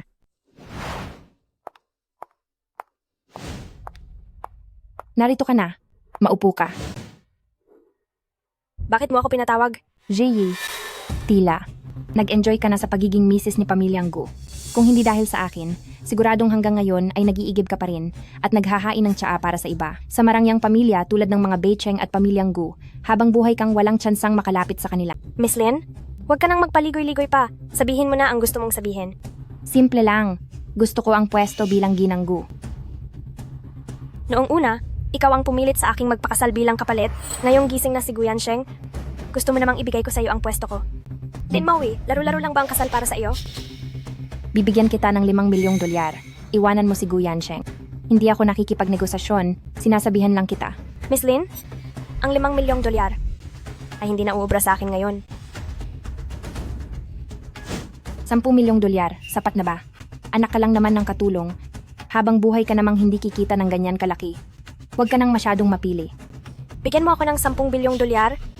Marahil, ay maaari ko pang pag-isipan ang pag-alis sa pwesto. 10 bilyon? Luzi, napakalaki mo naman managa. Ang titulo bilang asawa ni Gu Corporation, kasama ang lahat ng ari-ariang makukuha ko, ay mas mahal pa sa 10 bilyong dolyar. Miss Lin, ang kasal ko ay hindi isang negosyo.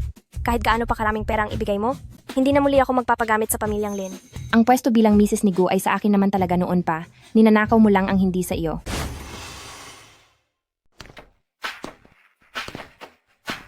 CEO, bakit nandito si Batang Ginang? Parang si pamilyang Lin yun. Sa iyo? Tama? Sa iyo nga iyon dati? Sayang lang. Ayaw mo kasi noon na maging baldado si Gu Yansheng at ikaw mismo ang nagtaboy sa kanya. Sinamantala mo ang utang na loob at pinilit mo akong magpakasal para sa iyo. Miss Lin, may gagawin pa ako, kaya mauuna na ako. Oo nga pala. Sana sa susunod, wag mo na akong gambalain basta-basta. Hindi ka pwedeng umalis. Ganito na lang, sabihin mo kung magkano. Gagawin naming mga pamilyang Lin ang lahat para ibigay iyon. At isa pa, hindi ba't pangarap mong maipagpatuloy ang burdang suksiw? Ang maging isang burdang suksyo artist? Pwede kong gamitin ang mga koneksyon ko para tulungan kang mahanap ang tanyag na master sa pagbuburda at gawin kang estudyante. Pwede kang mag-aral sa ilalim niya para matupad ang burdang suksyo na pangarap mo. Miss Lin, ang pag-aaral na sinasabi mo ay walang halaga para sa akin. Kung pumunta ka lang dito para lang kumbinsihin akong iwan si Gu Yansheng, kalimutan mo na iyan. Lu Ziyi, kung hindi dahil sa akin, hindi mo mararanasan ang marangyang buhay na ito. Manggagaya ka lang, bakit mo inaangkin ang mga gamit ko? Dahil mahal ako ni Gu Yansheng, nahulog ang loob niya sa akin noong unang kita pa lang, patay na patay siya sa akin, at hindi niya kayang mapalayo sa akin kahit saglit. Masaya ka na ba? Walang hiya ka. Ito, napakalakas ng loob ni Lin Mowei. Nasaktan ng madam. CO, Miss Lin, ako na ang Mrs. Gu ngayon, at hindi na ang batang babae na maaari mong api-apihin. Anak ka lang ng isang katulong, at may gana ka pang bantaan ako? Naaalala ko pa noong nakaluhod ang nanay mo habang nagpupunas ng sahig. Gaya ka lang ng nanay mo, isa ka ring mababang tao, habang buhay ka lang magiging isang hamak na utusan. Nababaliw ka na, Lucy. Masyadong marumi ang bunganga mo, kaya lilinisin ko ito. Sa tingin ko, hindi dahil utusan ng isang tao ay mas mababa na siya. Sa halip, ang taong gaya mo na palaging mapagmataas at nanlalait sa iba, ang tunay na kahabag-habag. Lucy, akala mo ba ay mahal ka ni Gu Yansheng? Nag-enjoy lang siya dahil bago ka pa sa paningin niya. Ano naman ngayon? Hindi ba babasa, mahal ako ni Gu Yansheng ngayon at kinikilala niya ang katayuan ko bilang Mrs. Gu? At sapat na yon sa akin. Miss Lin, dahil tinulungan ninyo ako sa pamilyang Lin noon, pinagtiisan kita. Ngunit huwag mong isipin na ang pasensya ko sa iyo ay pagkakataon para maging walang hiya ka. Pinapayuhan kita? Bago pa ako tuluyang magalit, umalis ka na. Binabantaan mo ako? Banta? Hindi naman talaga. Pero ang titulo ko bilang Mrs. Gu ay may malaking pakinabang. Kapag ako ay napuno, siguradong hindi ito magiging maganda. Lucy, akala mo ba talaga ay isa ka ng mayaman at marangyang ginang? Kailangan ko bang ipaalala sa'yo kung gaano ka kaamo at sunod-sunuran sa harap ko noon?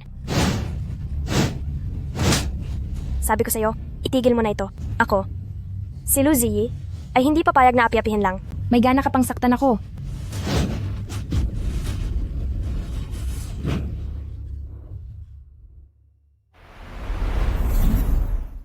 Young Master Gu, anong ginagawa mo rito?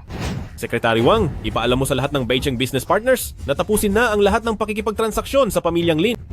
Opo, CEO. Hindi maaari. Sa ganitong paraan, kailangang magbayad ng pamilyang Lin ng napakalaking penalty fee. Mababang karote ang pamilyang Lin.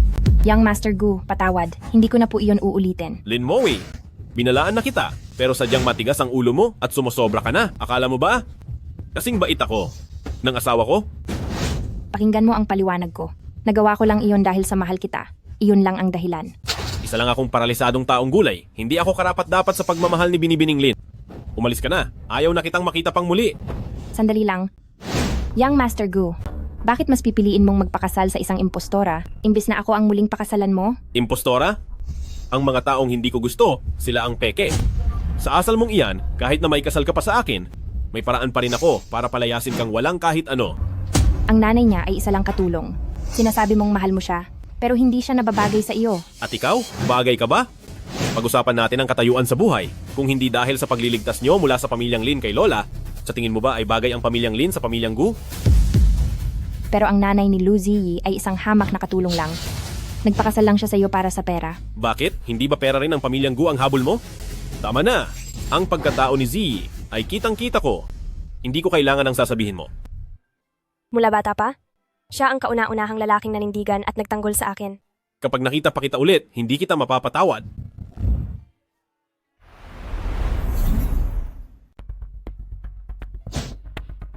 Miss Lin, maraming taon ka nang nananatili sa Beijing at ang paraan ng pagpaparusa ng aming Young Master Gu ay siguro naman alam mo na, hindi ba? Secretary Wang, tulungan mo akong makiusap sa inyong Young Master Gu. Totoong alam ko na ang pagkakamali ko. Miss Lin, kapag may nagawang mali, dapat itong parusahan. Lu Ziyi, walang hiya kang babae ka. Bakit kailangan ganito? Nagawa mong maging asawa ni Gu at nakuha ang lahat ng dapat ay sa akin. Humanda ka sa akin. Ha? Salamat sa kanina. Masakit ba? Hindi masakit, sinaktan ko rin naman siya kanina. Na love at first sight ako sa'yo. Gustong-gusto kita na halos hindi ko na mapigilan. Mahal na mahal kita, kaya kahit isang sandali ay hindi ako mahihiwalay sa'yo. Nakikinig ka ng palihim sa usapan ng iba. Palihim? Nakikinig ako ng hayagan at malinaw. Iyong mga sinabi ko kanina, sinasadya ko lang iyon para inisin si Lin Mowei. Gawa-gawa ko lang ang lahat, wag mong seryosohin. Hindi pwede. Sineryoso ko na ito. Bakit ganyan ka? Iyong mga sinabi ko, para lang talaga inisin si Lin Mowei, biro lang ang mga iyon. Diyos ko, napakawalang hiya naman ang dating noon, kahit na inis sa akin si Lin Mowei. Hindi ko dapat sinabi ang mga bagay na iyon. Ay, saan mo ako dadalhin? Naghanda si nanay ng sopas sa bahay. Sige. Oo nga pala, gusto ko sanang umuwi bukas para dalawin ang nanay ko. Sige po. Pumunta ka kung gusto mo. Diyos ko, sir. Anong gagawin natin? Sa nangyayaring ito, ang pamilyang Lin ay katapusan na. Sabi ko na nga ba, si Lu Ziyi ay talagang malas. Tingnan niyo po. Ito na nga ang nangyari. Nawala na ang proyekto, pati ang daloy ng pera natin ay naputol na. Ang walang hiyang Lu Ziyi na iyon, talagang maparaan siya. Anong gagawin natin ngayon? Sir, gumawa po kayo ng paraan. Hahayaan na lang ba nating mangyari ito na panuoring malugi ang pamilyang Lin? Si Young Master Gu mismo ang nag-utos ng pagban sa atin. Sino sa buong lungsod ang maglalakas loob na makipagtulungan sa atin? Kahit gaano pa tayo kagaling, wala na tayong magagawa pa. Kasamalan ito ng walang hiyang babaeng iyon. Napakalaking kamalasan. Ang pamilyang Lin natin, bakit pa tayo nagpalaki ng isang taong tatalikod at magtatraidor sa atin? Sa pagkakataong ito, talagang maling taong kinalaban natin. Ibig sabihin ba nito, ay dapat pa akong magpakumbaba para magmakaawa kay Z na patawarin ang pamilyang Lin? Pa, anong ikinatatakot nyo? Ipaubaya nyo na ito sa akin. Sa'yo? Anong magagawa mong paraan? Oo nga, Weiwei. Huwag ka nang magpanggap na kaya mo. Kahit ang papa mo ay walang magawa, saan ka naman kukuha ng paraan? Bukod pa doon ay napakamapangyarihan ni Pamilyang Gu at malupit makitungo si Young Master Gu, hindi talaga nila tayo binigyan ng pagkakataon na makabawi. Hindi ba laging iniingatan ni Lu Ziyi ang pipi niyang ina? Ang ibig mong sabihin. Tama. Dahil ginamit niya si Young Master Gu para kalabanin ang pamilyang Lin, ipaparanas ko naman sa kanya ang matinding pagdurusa.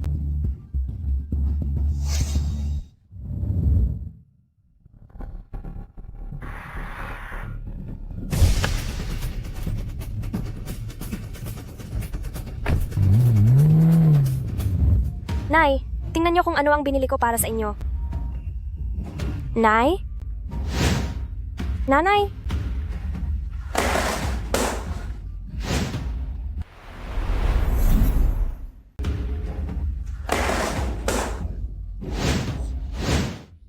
Tiangzang, nakita mo ba ang mama ko? Ziyi, nakita ko nga kaninang umaga na lumabas ang mama mo para mamalengke. Ang weird nga, hapon na ngayon, pero wala pa rin siya. Sige po, salamat. CEO, sa buwan na ito, ang kinita ng grupo ay lumampas na sa $70 bilyong. CEO, sa buwan na ito, ang entertainment sector ng kumpanya ay lumampas na ang kita sa $30 bilyong. CEO, ang proyektong turismo ng grupo ay kumita na ng mahigit sa $50 bilyong. Nako, hindi po maganda ito, CEO. May problema po. Anong nangyari? CEO, nawawala ang ina ni Geneng. Lu? Ano? Magsagawa ng paghahanap sa buong lungsod. Secretary Wang, wala akong pakialam kung anong paraan ang gawin mo. Ngayong araw na ito, kailangang mahanap siya. Masusunod po.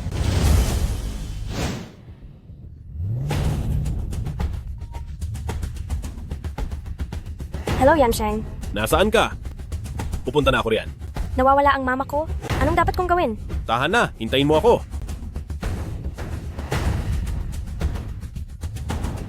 Hello? Lu Ziyi, nagmamadali ka siguro ngayon, no? Lin Mowei, ikaw ba ang kumuha sa nanay ko? Nasaan siya? Nasaan na siya? Kinuha ko nga ang nanay mo, hindi lang kasi ako makapali. Ang pamilyang Lin namin dahil sa iyo ay halos malugi na, habang ikaw at ang nanay mo ay namumuhay ng marangya at komportable. Sabihin mo nga sa akin, ito ba ay patas? Lin Mowei, ano ba talaga ang gusto mong gawin? Simple lang ang gusto ko, iyon syempre ay ang posisyon ng Mrs. Gu. Lin Mowei, hindi ka talaga gusto ni Gu Yansheng. Kahit na ibigay ko pa sa iyo ang posisyon bilang asawa sa pamilyang Gu, sa tingin mo ba ay papayag ang gaya ni Gu Yansheng? Kasalanan mo itong lahat, masamang babae ka. Mas mabuti sana kung nawala ka na lang. Lin Mowei, nasaan ba talaga ang nanay ko? Nasa abandonadong pabrika ng kemikal sa Hilagang Arabal ang nanay mo. Pumunta ka rito ng mag-isa. Kapag nalaman ito ni Gu Yansheng, ikaw naman, ay tuluyan ng mawawala kasama ng nanay mo. Ikaw. Lin Mowei. Lin Mowei.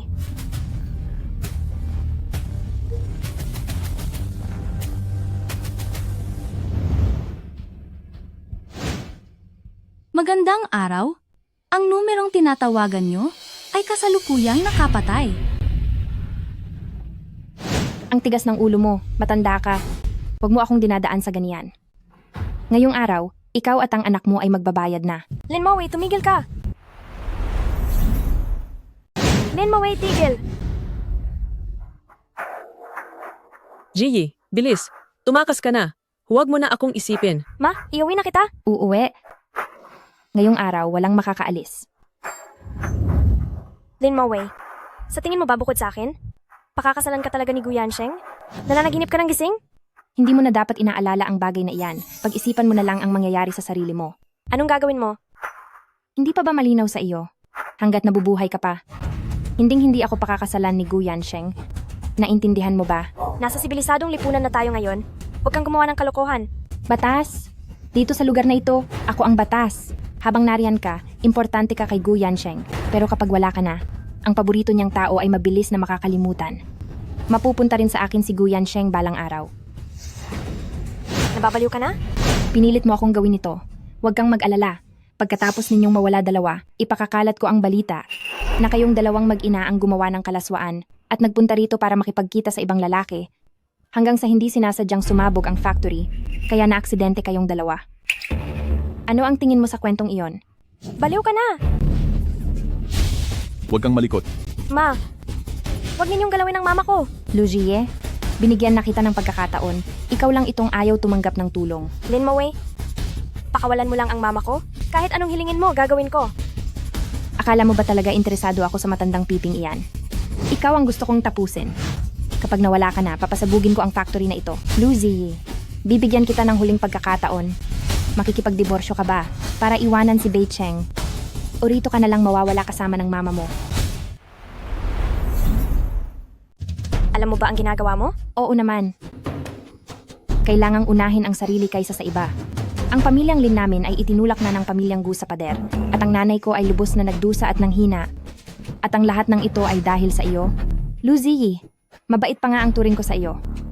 Hanggang ngayon, hindi mo pa rin alam kung ano ang naging pagkakamali mo. Akala ko ay masyado ka lang spoiled, pero kahit paano ay may prinsipyo ka. Hindi ko akalain na isa ka palang baliw na hindi alam ang tama sa mali.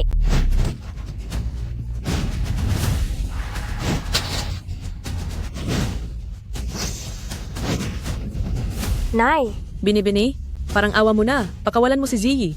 Ako na ang mananagot sa anumang mali. Parusahan mo na lang ako. Madam Lu, kung ang anak mo ay kasing talino mo, hindi sana tayo aabot sa ganito. Sayang, sa susunod na buhay mo, siguraduhin mong pumili ng maayos na pamilya. Lin Moway, kapag may nangyaring masama sa akin, ang Gu Yansheng ang unang maghihinala sa'yo. Ganito na ang sitwasyon, pero nagagawa mo pang makipagdebate sa akin. Itong abandonadong planta ay walang kahit anong bakas ng tao. At kahit pa may makatuklas nito, marami namang mga taong uhaw sa pera na handang sumalo ng kasalanan ko. Sinong makakagalaw sa akin? Luzie, wala na akong oras na sayangin pa. Pumili ka, makipag-divorce ka, o tapusin na kita. Gusto mo bang ako ang pumili?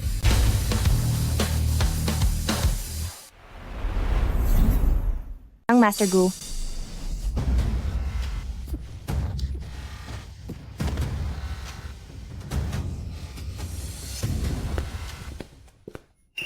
Anong ginagawa mo rito? Hindi nagtagumpay ang masamang balak mo? Kaya dismayado ka ba? Hindi po ganoon iyon, Young Master Gu. Hindi ganoon? E paano? Sige, gusto kong marinig kung paano mo babaluktutin ang katotohanan. Ayos sa buong Beicheng, ang hindi pagtrato ng maayos sa akin bilang Gu Yansheng, para balwalain lang, ikaw ang nauna. Kanina lang ay nagbabanta ka kay Ziyi na matapos siya, mukhang ang pamilyang Lin ay hindi na pwedeng manatili. Hindi po ganoon, Young Master Gu. Pakinggan mo muna ang paliwanag ko. Kausap ko lang si Ziyi kanina. Nagmamanhik na magpakita siya ng awa para hayaan ang ating pamilyang Lin. Pagdukot at pagbabanta sa kanya, yan ba ang paraan mo ng pakikiusap? Sekretaryo Wang? Dalhin siya sa Africa para magtrabaho sa minahan. Nang wala akong pahintulot, hindi siya pwedeng bumalik sa loob ng 10 taon. Sige po, CEO. Kukontakin ko na ang Presidente Lee ng minahan. Hindi mo pwedeng gawin ito sa akin.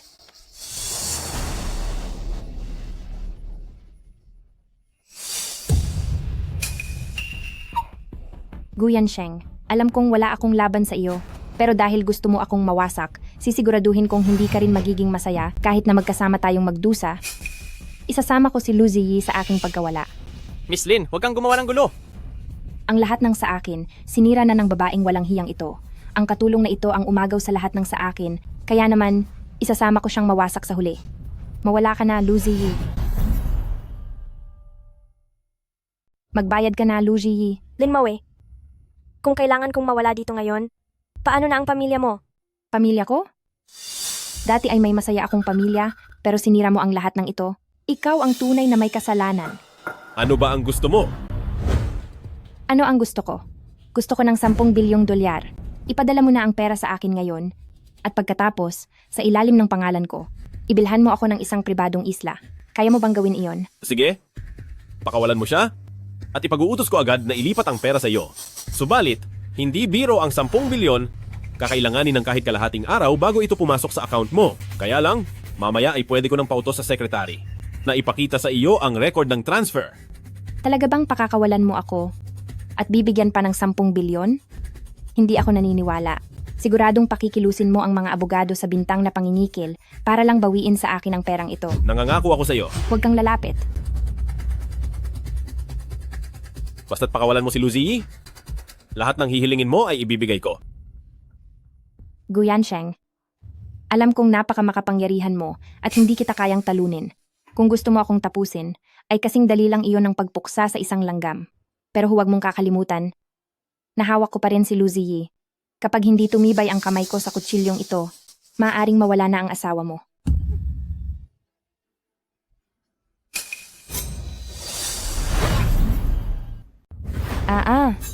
Ikaw. Ayos ka lang ba? Ma, okay lang ako. Huwag kang matakot.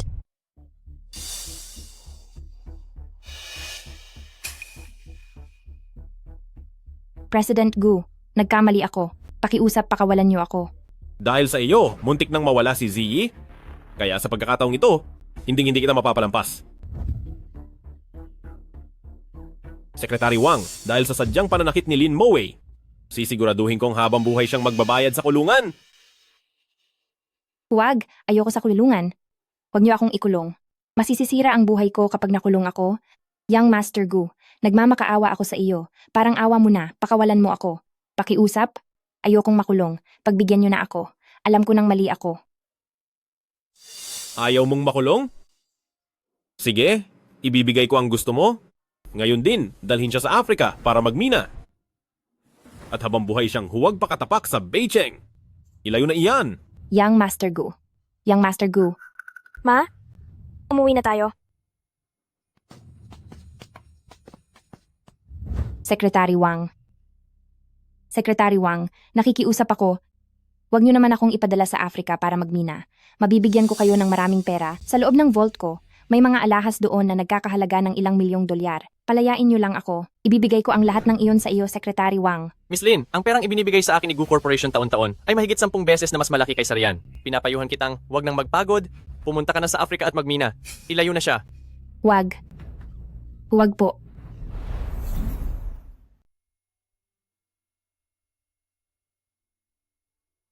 Yung, salamat kanina. Kung hindi dahil sa iyo, malamang kami ng nanay ko ay napahamak na ni Lin Maui. Hindi ba sinabi ko na sa iyo na kapag may nangyari, sabihin mo agad sa akin? Nagpunta ka mag-isa kay Lin Maui? Hindi mo ba alam na mapanganib yon? Pasensya na. Nang marinig kong may nangyari kay nanay, nagpanik ako, kaya nakalimutan ko ang sinabi mo. Bakit ka humihingi ng tawad sa akin? Dahil ito sa hindi kita naprotektahan ng maayos, hindi na ito mauulit. Pero kailangang tandaan mo na kapag may nangyaring ganito ulit, kaligtasan mo ang dapat na mauna. Tanda ko na po. Bakit ka tumatawa? Kanina ba nag-aalala ka para sa akin? Lu Ziyi, parang hindi mo yata isinasapuso ang pagiging ginang Lu. Kailangan ba kitang tulungang makaalala? Wag na po. Nandun sa loob ang nanay ko. Siguradong kanina pa siya naghihintay. Talagang tanda ko na. Bumalik na tayo.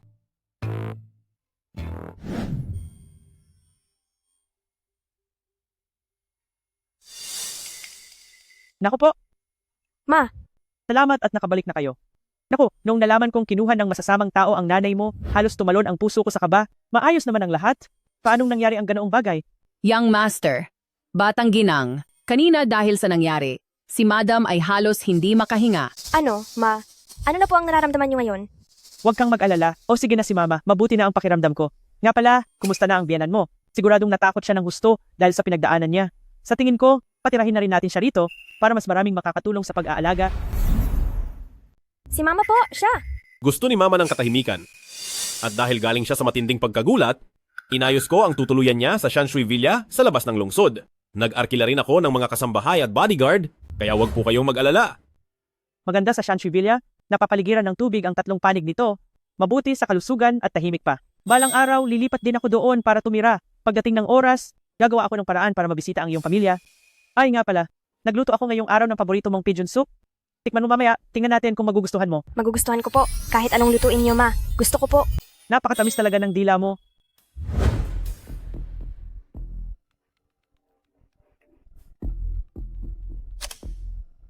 Anong balita? Diyos ko, gising ka na nga talaga. Young Master Gu, mahigit 2 taon kang nakaratay, ngunit bigla kang nagising.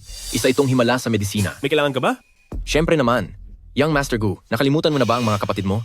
Kagigising mo lang, pero hindi ka man lang nagpapakita. Namumuro ka na ah. Diretsuhin mo na ako. Wala akong oras sa biro mo. Sandali. Huwag mo munang ibaba ang telepono. Ganito iyon?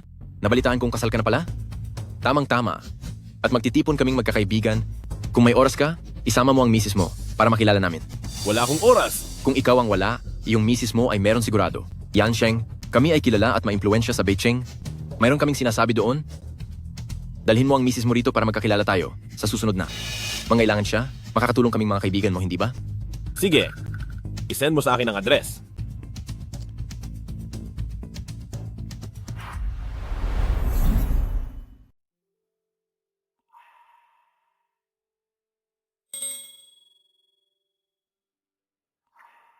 Akala ko ba magpapahinga ka? Bakit? Lalabas ka ba para sa business? Yung mga dati kong kaibigan, nang mabalita ang kasal na ako, pinipilit nilang makita ka. Ha? Sige, magpapalit muna ako ng damit. Wag na, bagay na sa'yo, yang suot mo. Tara na.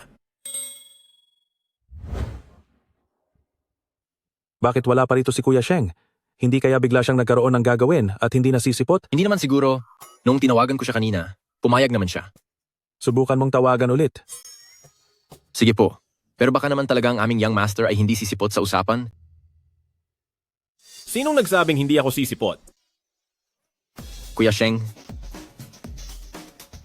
ang lakas pa rin ng iyong dating, katulad pa rin ng dati, na parang hindi mo man lang naranasan na manatili sa kama ng 2 taon. At ito ba si Hipag po? Kamusta po kayo? Ako nga pala si Luzie. Kamusta po, Hipag?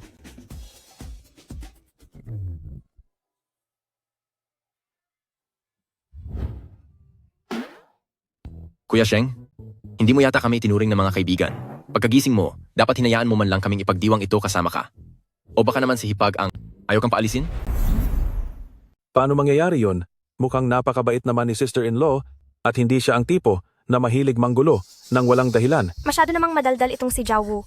Nga pala, Kuya Sheng, noong naaksidente kayo, ano ba talaga ang nangyari? Kaming magkakaibigan ay hindi naniniwala na isa lang iyong aksidente. Pero dahil napakalinis magtrabaho ng kalaban, kahit kami ay walang mahanap na kahit anong impormasyon. Ang tiyuhin ko ang may gawa nun. Lahat ng ebidensya at impormasyon ay ibinigay ko na kay Lola para siya na ang magdesisyon. Ang tindi ng tiyuhin mo ha? Kung umarte siya, ikay mukhang napakabait. Madalas pa siyang gumawa ng charity. Hindi ko akalain na ganoon pala siya kalupit ng patago. Ganoon talaga. Diyan sa inyong pamilyang Gu. Lahat kayo ay palaban. Kuya Sheng, anong plano mong gawin sa kanya? Sa totoo lang, ang pamilya ko ay kakabukas lang ng isang farm resort. Bakit hindi kaya papuntahin doon ang tiyuhin mo para magtanim ng mga gulay para sa amin? Ha. Balak ko siyang ipadala sa Africa para magtrabaho sa minahan ng uling. May galit ba ang Africa sa mga mayayamang boss na gaya nila? Bakit hilig nilang magtapo ng tao sa Africa? Ehem. Sister-in-law, anong nangyari sa'yo? Wala lang ito, okay lang ako. Magpatuloy lang kayo sa pag-uusap, wag niyo na muna akong intindihin. Paano naman namin kayo hindi iintindihin? Sa handaang ito ngayong gabi, kayo po ang bida rito. Halika rito, sister-in-law, kampay muna tayo. Hindi po ako umiinom ng alak. Sister-in-law, ngayon lang tayo nagkita, kahit isa lang para sa akin. Sige po, isang lagok lang. Ako na ang iinom para sa kanya.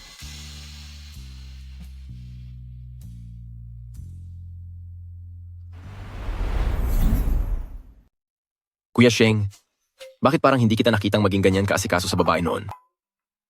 Ano, hindi mabuti ang sikmura mo, kaya dahan-dahan lang sa pag-inom. Masyadong maalaga si ma'am. Kaming mga single, walang nag-aalaga sa amin.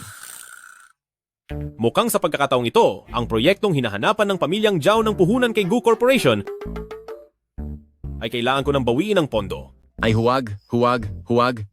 Nagbibiro lang ako. Kuya Sheng, huwag mo itong seryosohin. Hahaha. Pasensya na kayo. Nahuli ako ng dating. Ate Lanyue, kailan ka pa nakabalik mula sa ibang bansa? Noong makalawa lang, balak ko nang dito magtrabaho. Nga pala, may dala akong pasalubong para sa iyo galing abroad. Wow! Bakit nag-abala ka pang magdala ng regalo? Hindi mo naman kailangang maging ganito kagalante. Hahaha.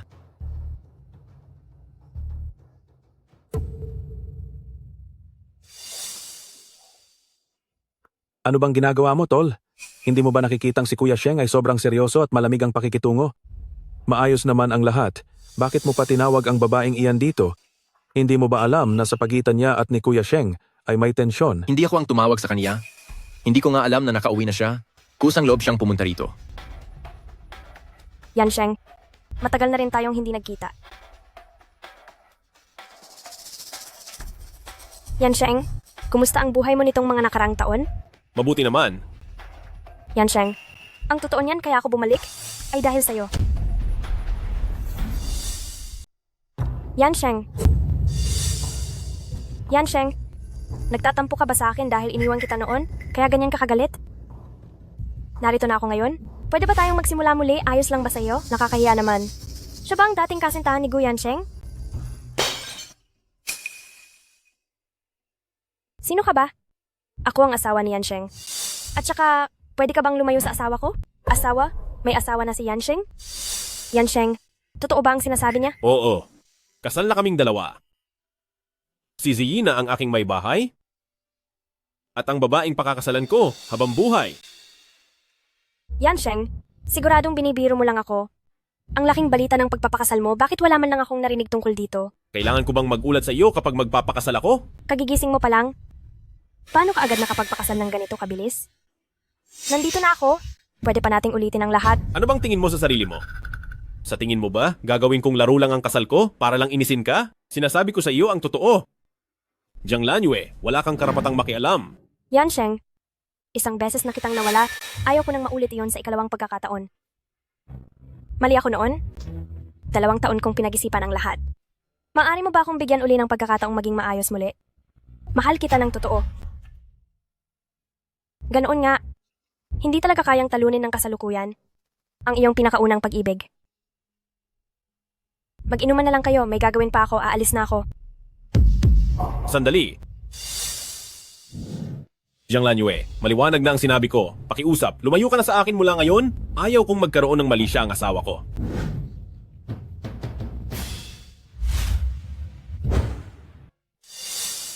Bakit ka bumalik? Akala ko ay dahil 2 taon kayong hindi nagkita ng girlfriend mo, marami pa kayong pag-uusapan. Tapos na. Ang namamagitan sa amin, simula nang maaksidente ako sa kotse, naghiwalay na kami. Wala na kaming anumang ugnayan.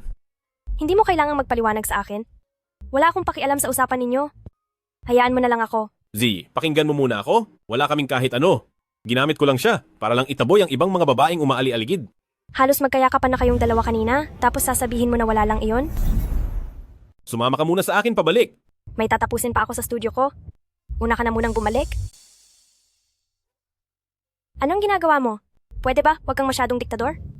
Lu Ziyi, matagal na kaming wala. Ikaw lang ang laman ng puso ko ngayon. Naintindihan mo ba? Kung ganoon, bakit pagbalik niya ng bansa ay hinahanap ka agad? Ito, hindi ko alam kung bakit siya bumalik ng bansa at wala akong balak malaman. Kung hindi mo gusto, hahanap ako ng tao ngayon din para pabalikin siya doon. Wala naman akong sinabing pabalikin ang ex mo sa abroad. Nakokonsensya ka ba? Kaya sinasabi mo sa akin ito? Ikaw. Talagang hindi ka na makausap ng matino. Ngayon mo lang nalaman na hindi ako makausap ng matino? Nagsisisi ka bang pinakasalan mo ako? Kung ganoon, maghiwa. Kapag itinuloy mo ang salitang iyan, Lu Ziyi, patay ka sa akin. Bakit? Sasaktan mo ba ako? Baka gusto mong kasuhan kita? Heto na pala si Ziyi, halika rito. Tingnan mo. Itong napakagandang pink diamond na singsing, nagustuhan mo ba? Kung gusto mo, Magpapabili si Mama para sa iyo. Ma, ang mga binigay niyo sa akin, hindi na kasya sa lalagyan ko ng alahas. Huwag na po kayong gumastos ng malaki.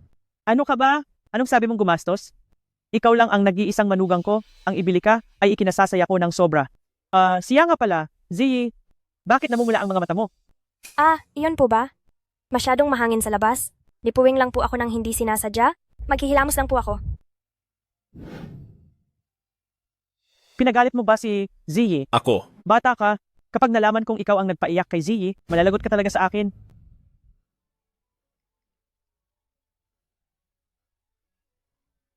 Si Lanyue, bakit siya tumatawag sa akin?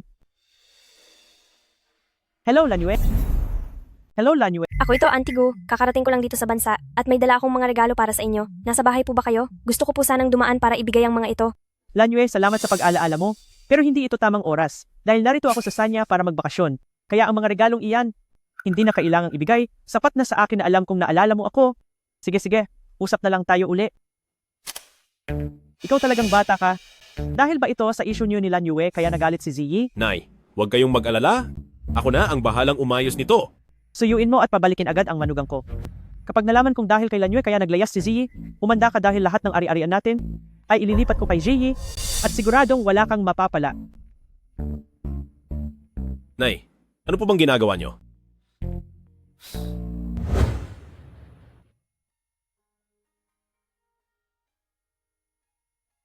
Anong ginagawa mo? Asawa kita? At kung ano man ang gawin ko sa iyo, kailangan ko pa ba itong ipaliwanag?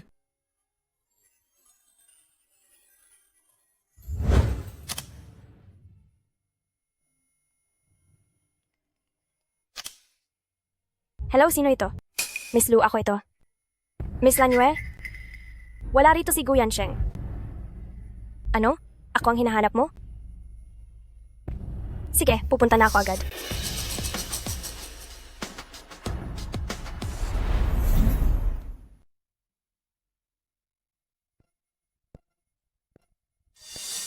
Narito na pala si Ziyi, maupo ka. Miss Lanyue, may kailangan ka ba sa akin? Ziyi, anong trabaho mo ba? Gumagawa ako ng board ng Suzhou at may sarili na akong studio ngayon. Miss Lanyu, magsalita ka na ng direkta. Sige, sasabihin ko na ng direkta. Miss Lu, anak ka lang ng isang katulong, habang si Gu Yansheng naman ay galing sa pinaka-elite na pamilya. Tingin mo ba, bagay ka sa kanya? Kaya ano ba talaga ang gusto mong sabihin? Sa kasal, mahalaga ang antas sa buhay. Jay, hindi kayo bagay. Ni Yansheng, sa katayuan mo ngayon?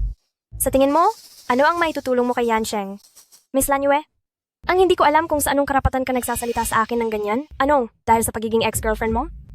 Kung bagay man kami ni Yansheng o hindi, hindi ikaw ang magsasabi niyan. Pasensya na, pero itong pagpipilit mo na sumingit sa relasyon ng iba, pang-aahas ang tawag doon. Naiintindihan mo ba? Ako, mang-aahas. Kung usaping ahas lang, ikaw ang taong naninira ng relasyon at umaagaw sa kaligayahan ng iba. Kasal na kami ni Yansheng.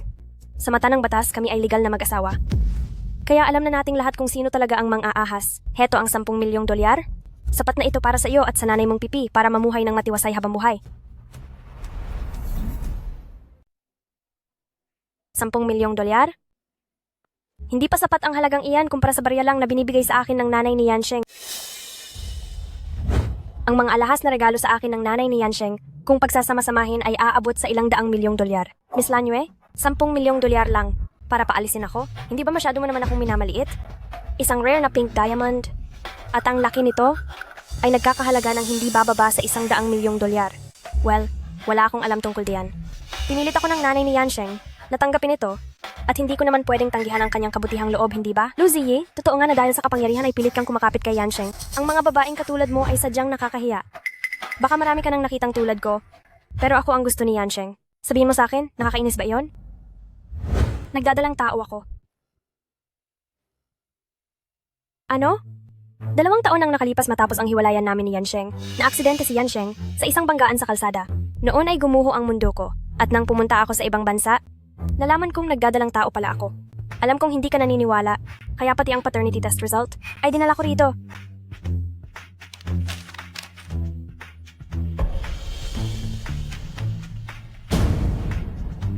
Kung hindi ka pa rin kumbinsido, Nandito sa phone ko ang mga larawan ng bata.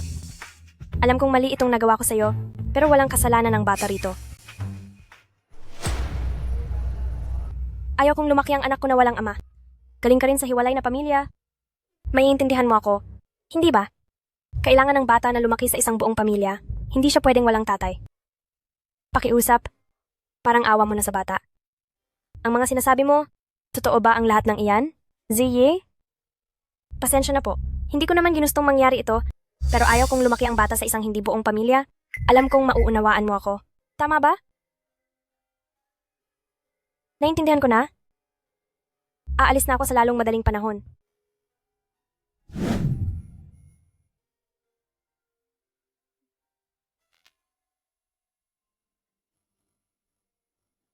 Anong nangyayari rito? Tungkol sa divorce papers sa kama, pinirmahan ko na ang mga yan. Itong mga nakaraang araw, patawad sa istorbo, aalis na ako. Hindi! Ipaliwanag mo muna sa akin ang lahat. Si Jiang Lanyue, siya ang nagsabi sa akin na may anak na kayo. Sabi pa niya, noong 2 taon na ang nakakalipas matapos niyong maghiwalay, nalaman niyang buntis siya. Nakita ko ang litrato ng bata. Mukha siyang masigla at napaka-cute. Congratulations sa'yo, young Master Gu. Aalis na ako. Anak, Bitawan mo ako. hindi. Bigyan mo ako ng pagkakataong magpaliwanag. Secretary Wang, bibigyan kita ng 5 minuto. Imbestigahan mo si Jiang Lanyue ngayon din kung ano ba talaga ang totoo tungkol sa batang yan. Yan, Sheng, hinahanap mo ba ako? Miss Jiang, tingnan mo ang mga impormasyong ito.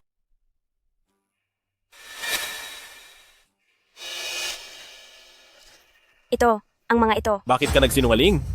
Hindi ko anak ang batang yan. Ako. 2 taon na ang nakalipas. Nang pumunta ka sa ibang bansa, nagkaroon ka ng boyfriend na banyaga. Subalit, nasangkot siya sa gulo at nakulong agad. Kung naghahanap ka ng mapagbibintangan, nagkakamali ka ng taong nilalapitan. Dahil sa mga taong yon, kahit kailan ay hindi kita ginalaw. Yan, Sheng, ako. Sumagot ka. Kundi, lahat ng ebidensya laban sa pamilyang Jiang, ang pagnanakaw sa pondo at pagtanggap ng suhol ay ilalantad ko sa media nang walang kulang. Ziyi, hindi kanya kailanman niloko. Ako lang ang nagplano ng lahat ng ito. Yan, Sheng. Maawa ka sa amin. Patawarin mo na ang pamilyang Jiang. Jiang Lanyue, palalampasin ko ito sa ngayon. Pero tandaan mo, hawak ko pa rin ang mga alas laban sa inyo. Huwag na huwag ka nang magpapakita sa aming dalawa ni Ziyi. Secretary Wang? Opo. Ialis mo na siya rito. Alam ko na ang pagkakamali ko. Pagsisisihan ko na talaga ito.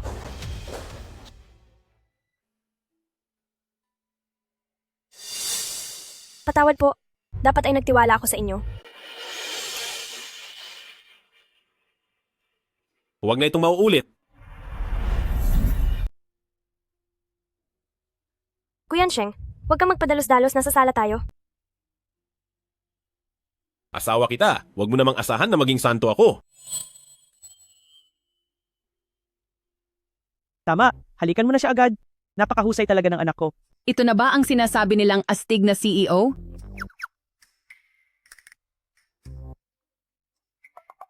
Nasa sala tayo. May makakakita sa atin. Mas gusto kong tawagin mo akong hubby. Ako.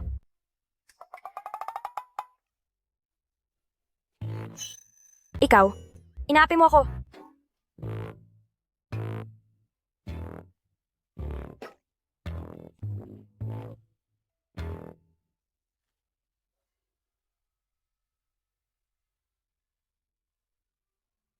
Go anak, sa bilis ng takbo nyo, siguradong sa susunod na taon ay magkakaroon na ako ng apo.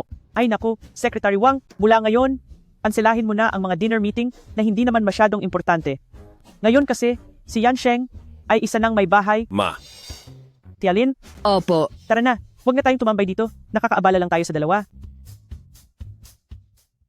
Sabihin mo sa akin, paano ba gagawin para mapaibig ng isang lalaki ang isang babae? Na hindi na siya makawala. At hindi na siya maalis sa isipan niya. CEO, single po ako. Wala po akong gaanong alam sa ganyang bagay. Magsalita ka na lang. Kapag napasagot ko ang asawa ko, dodoblehin ko ang bonus mo.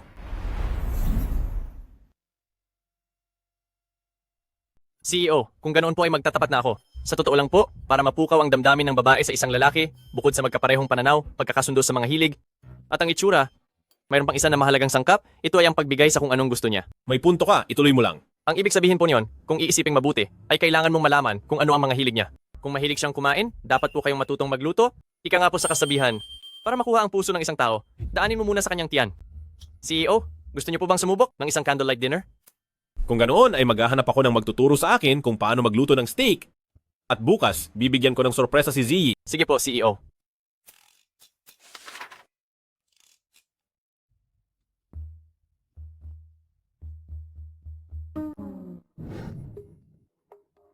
Ito ba? Ang tinatawag na huling hapunan? Ziyi, nagustuhan mo ba? Yansheng, kung sakaling may pinagdadaanan kang hirap sa pera ngayon, maaari mong sabihin sa akin. Huwag kang mahiya. Hirap sa pera? Kasi kung hindi, bakit ganyan ang suot mo? Ang mga taong hindi nakakaalam ay aakalaing isa kang gigulo. Huwag kang mahiya. Mag-asawa tayo. Dapat tayong magtulungan sa hirap at ginhawa. Ziyi, wala namang naging problema sa Gu Corporation? Gusto lang kitang bigyan ng sorpresa. Panggulat ka mo. Ang lahat ng ito ay personal na ginawa para sa iyo. Sa susunod, kung gusto mo, araw-araw kitang ipagluluto ng personal.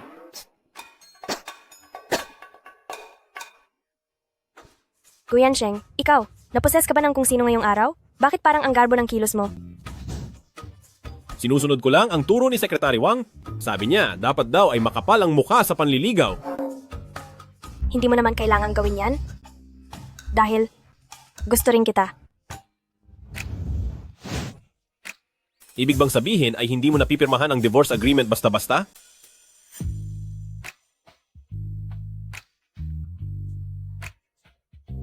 CEO, Madam? Hindi na po namin kayo iistorbohin. Mauna na po kami. Huy, bumalik kayo rito!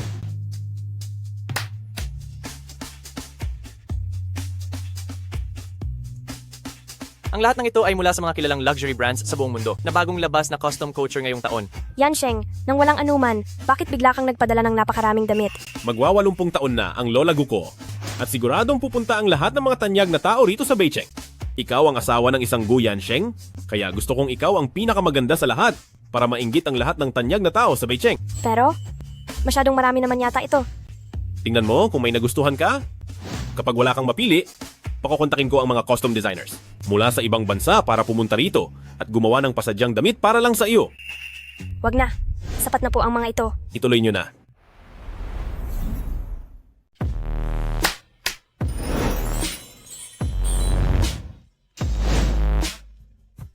Lahat ng mga ito ay kabilang sa pinakamagarbong alahas sa mundo. Itong Star of the Desert, ito ang pinakamalaking asul na diamante sa mundo. Noong unang panahon, nakadisplay pa ito sa setro ng Reyna ng Britanya. Si Boss, gumastos ng 1 bilyon at 700 milyong dolyar para lang mabili ito sa subasta para sa inyo. At ito pa ang corona na may mga ruby. Namana pa ito mula sa pamilya ng pamilyang Gu na ipinasapasapa sa maraming henerasyon at ang sabi ay naisuot na rin daw ni Yang Gifei noon. Yansheng, sobrang mahal naman ng kwintas na ito. Ibalik mo na lang kaya ito. Sinasadya kong bilhin ito para sa iyo, Ji. Alam ko na marami kang pinagdaan ng hirap noon, pero ngayon, ikaw na ang asawa ko. Dapat mong tandaan, ang kasalukuyang Lu Ziyi ay karapat-dapat sa pinakamagandang bagay sa mundo. Yansheng, maraming salamat sa iyo. Itong sinaunang mangkok na wanshao ay ang regalong hinanda ko para kay Lola. Sa araw ng pagtitipon, ibibigay mo ito kay Lola bilang manugang ni Gu Corporation sa mismong birthday niya. Sa gitna ng piging, opisyal niyang kikilalanin ang pagkatao mo at iaanunsyo ang katayuan mo sa harap ng lahat.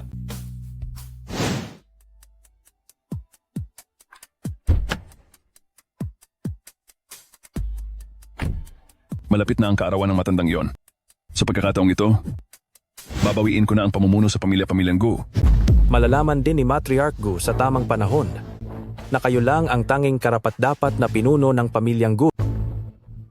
Ma, noon mo pa ako minamaliit? Dahil pakiramdam mo ay sa lahat ng bagay si Gu Yansheng ay mas magaling kaysa sa akin. Ngayon, ipakikita ko sa iyo kung sino talaga ang mas karapat-dapat na mamuno sa pamilyang Gu.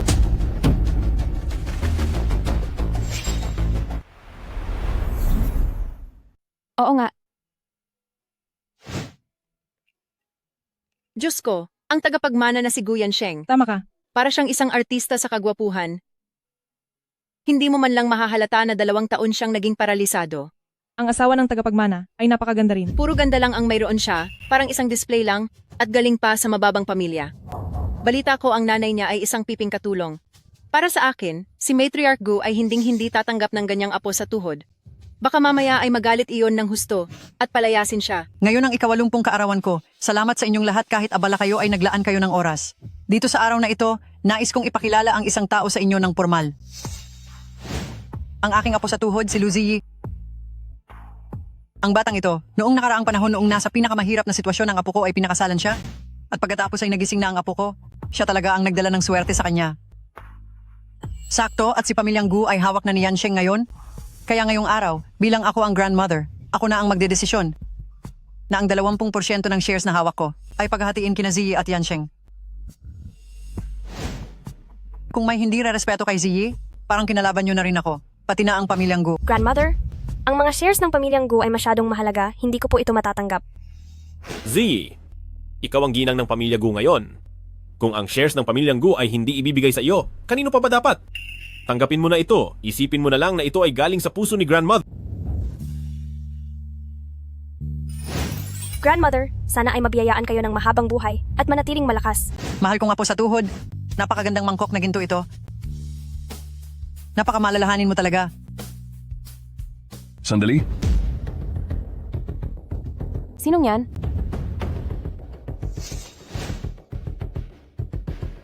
Sa mga ayaw pang mawala, huwag kayong gagalaw. Ikaw na masuwaying anak, naaalala ko noong 10 taon na ang nakakalipas, pinalayas na kita sa Pamilyang Gu at hinding-hindi ka na dapat babalik. Nagdala ka pa ng mga tao ngayon? Nais mo bang guluhin ang handaan ko? Ma, alam ko pong hindi niyo ako gusto.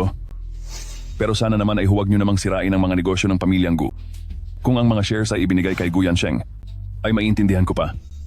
Pero bakit ito ibibigay sa isang mababang uri ng tao na wala namang relasyon sa Pamilyang Gu? Sa halip na ganyan, mas mabuting ibigay niyo na lang sa akin ang Pamilyang Gu para naman hindi mabahala si Papa sa kabilang buhay. Tumahimik ka.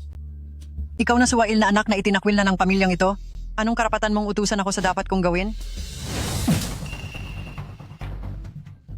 Uncle, kung hindi ko lang iniisip na nananalaytay sa iyo ang dugo ng Pamilyang Gu, ito na ang huling pagkakataong ibibigay ko sa iyo. Isama mo ang mga tao mo at lumayas kayo. Bukod doon, habang buhay kang hindi maaaring tumapak sa Pamilyang Gu. At patatawarin ko ang iyong pagkakasala. Masyadong mabait si nephew. At hindi ako si uncle. Na madaling matakot sa ganyan. Sugod.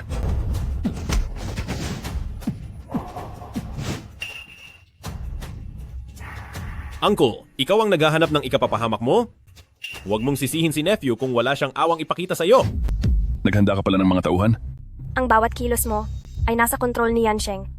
Mula nang nakipagkunsaba ka sa mga tauhan mo, ay binabantayan ka na ni Yansheng. Kaya hindi pa kumikilos si Yansheng, ay dahil isinasaalang-alang niya si grandmother para bigyan ka ng huling pagkakataon. Sayang naman hindi mo ito pinahalagahan. Pahalagahan? Mula noong itaboy ako ng Pamilyang Gu, tinapos ko na ang ugnayan ko sa Pamilyang Gu. Sa loob ng 10 taon, araw-araw kong iniisip kung paano muling babangon. Pero hindi ko inakala na ang 10 taon kong pagsisikap ay hindi pa rin sapat para talunin ka. Dahil dito, tinatanggap ko na ang kapalaran ko. Iyon pala ang totoo sa pamilya nila? Diyos ko. Uncle, lumuhod ka ngayon kay grandmother. Baka sakaling mapatawad ka pa ni grandmother. Sige, luluhod ako.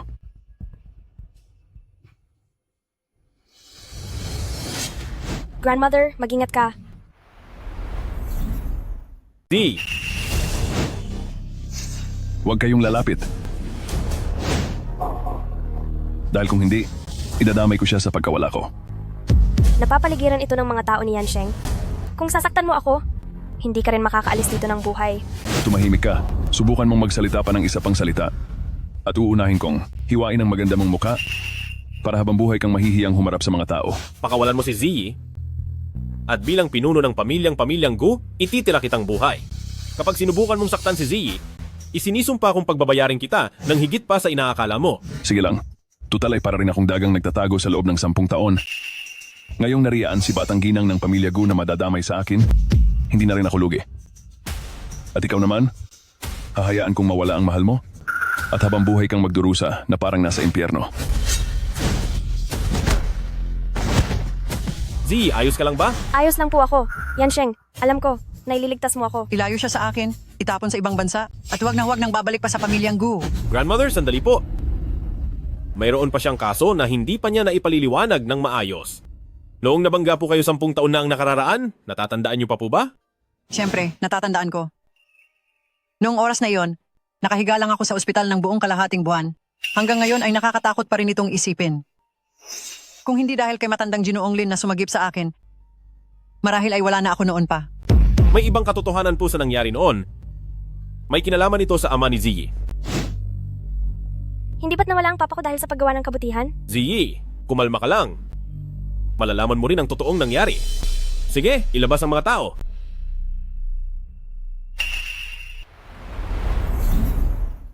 Sampung taon ang nakalipas, sinuhulan ni Gunang Qin si Chenda para galawin ang sasakyan ni Lola Song. Nawalan ng preno ang sasakyan at aksidenteng nabangga ang ama ni Ziyi. Nakita ng ama ni Ziyi na nawalan kayo ng malay sa loob. Kahit na nasasaktan siya, iniligtas niya kayo. Pero dahil nahuli na ang gamutan, hindi na siya nakaligtas. Ikaw pala iyon. Ang taong nagligtas sa buhay ko ay napagkamalan kong si Pamilyang Lin. Mabuti na lang at napakasalan ni Ziyi si Yansheng. Dahil kung hindi, pagdating ng panahon, paano ko pahaharapin ang iyong ama? Lola, wag niyo na pong sisihin ang sarili niyo. Biktima rin po kayo. At saka, alam kong ang aking ama, saan man siya naroroon, kapag nakita niyang masaya ako ngayon, mapapaya pa rin siya. Tungkol naman sa aksidente, naramdaman kong may kakaiba. Babala ko sana talagang ipaimbestiga si Chenda.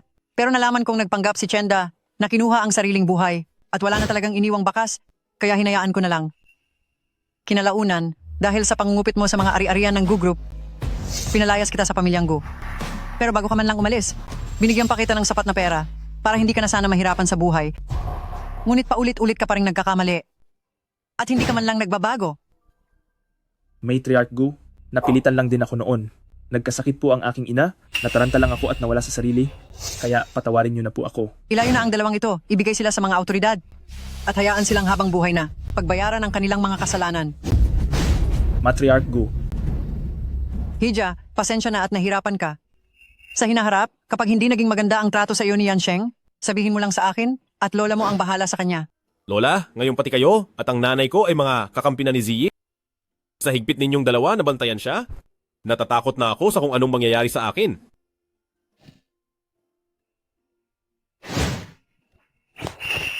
Lahat ng lalaki kapag nagkapera ay naliligaw ng landas. Kaya mas kampante na ako na babantayan ka ni Ziyi. Kampante na ako doon. Tsaka isa pa, ang bagal-bagal mo, hindi ka pa ba magpapakasal? Kailan niyo ba balak na bigyan ako ng apo sa tuhod? Ziyi?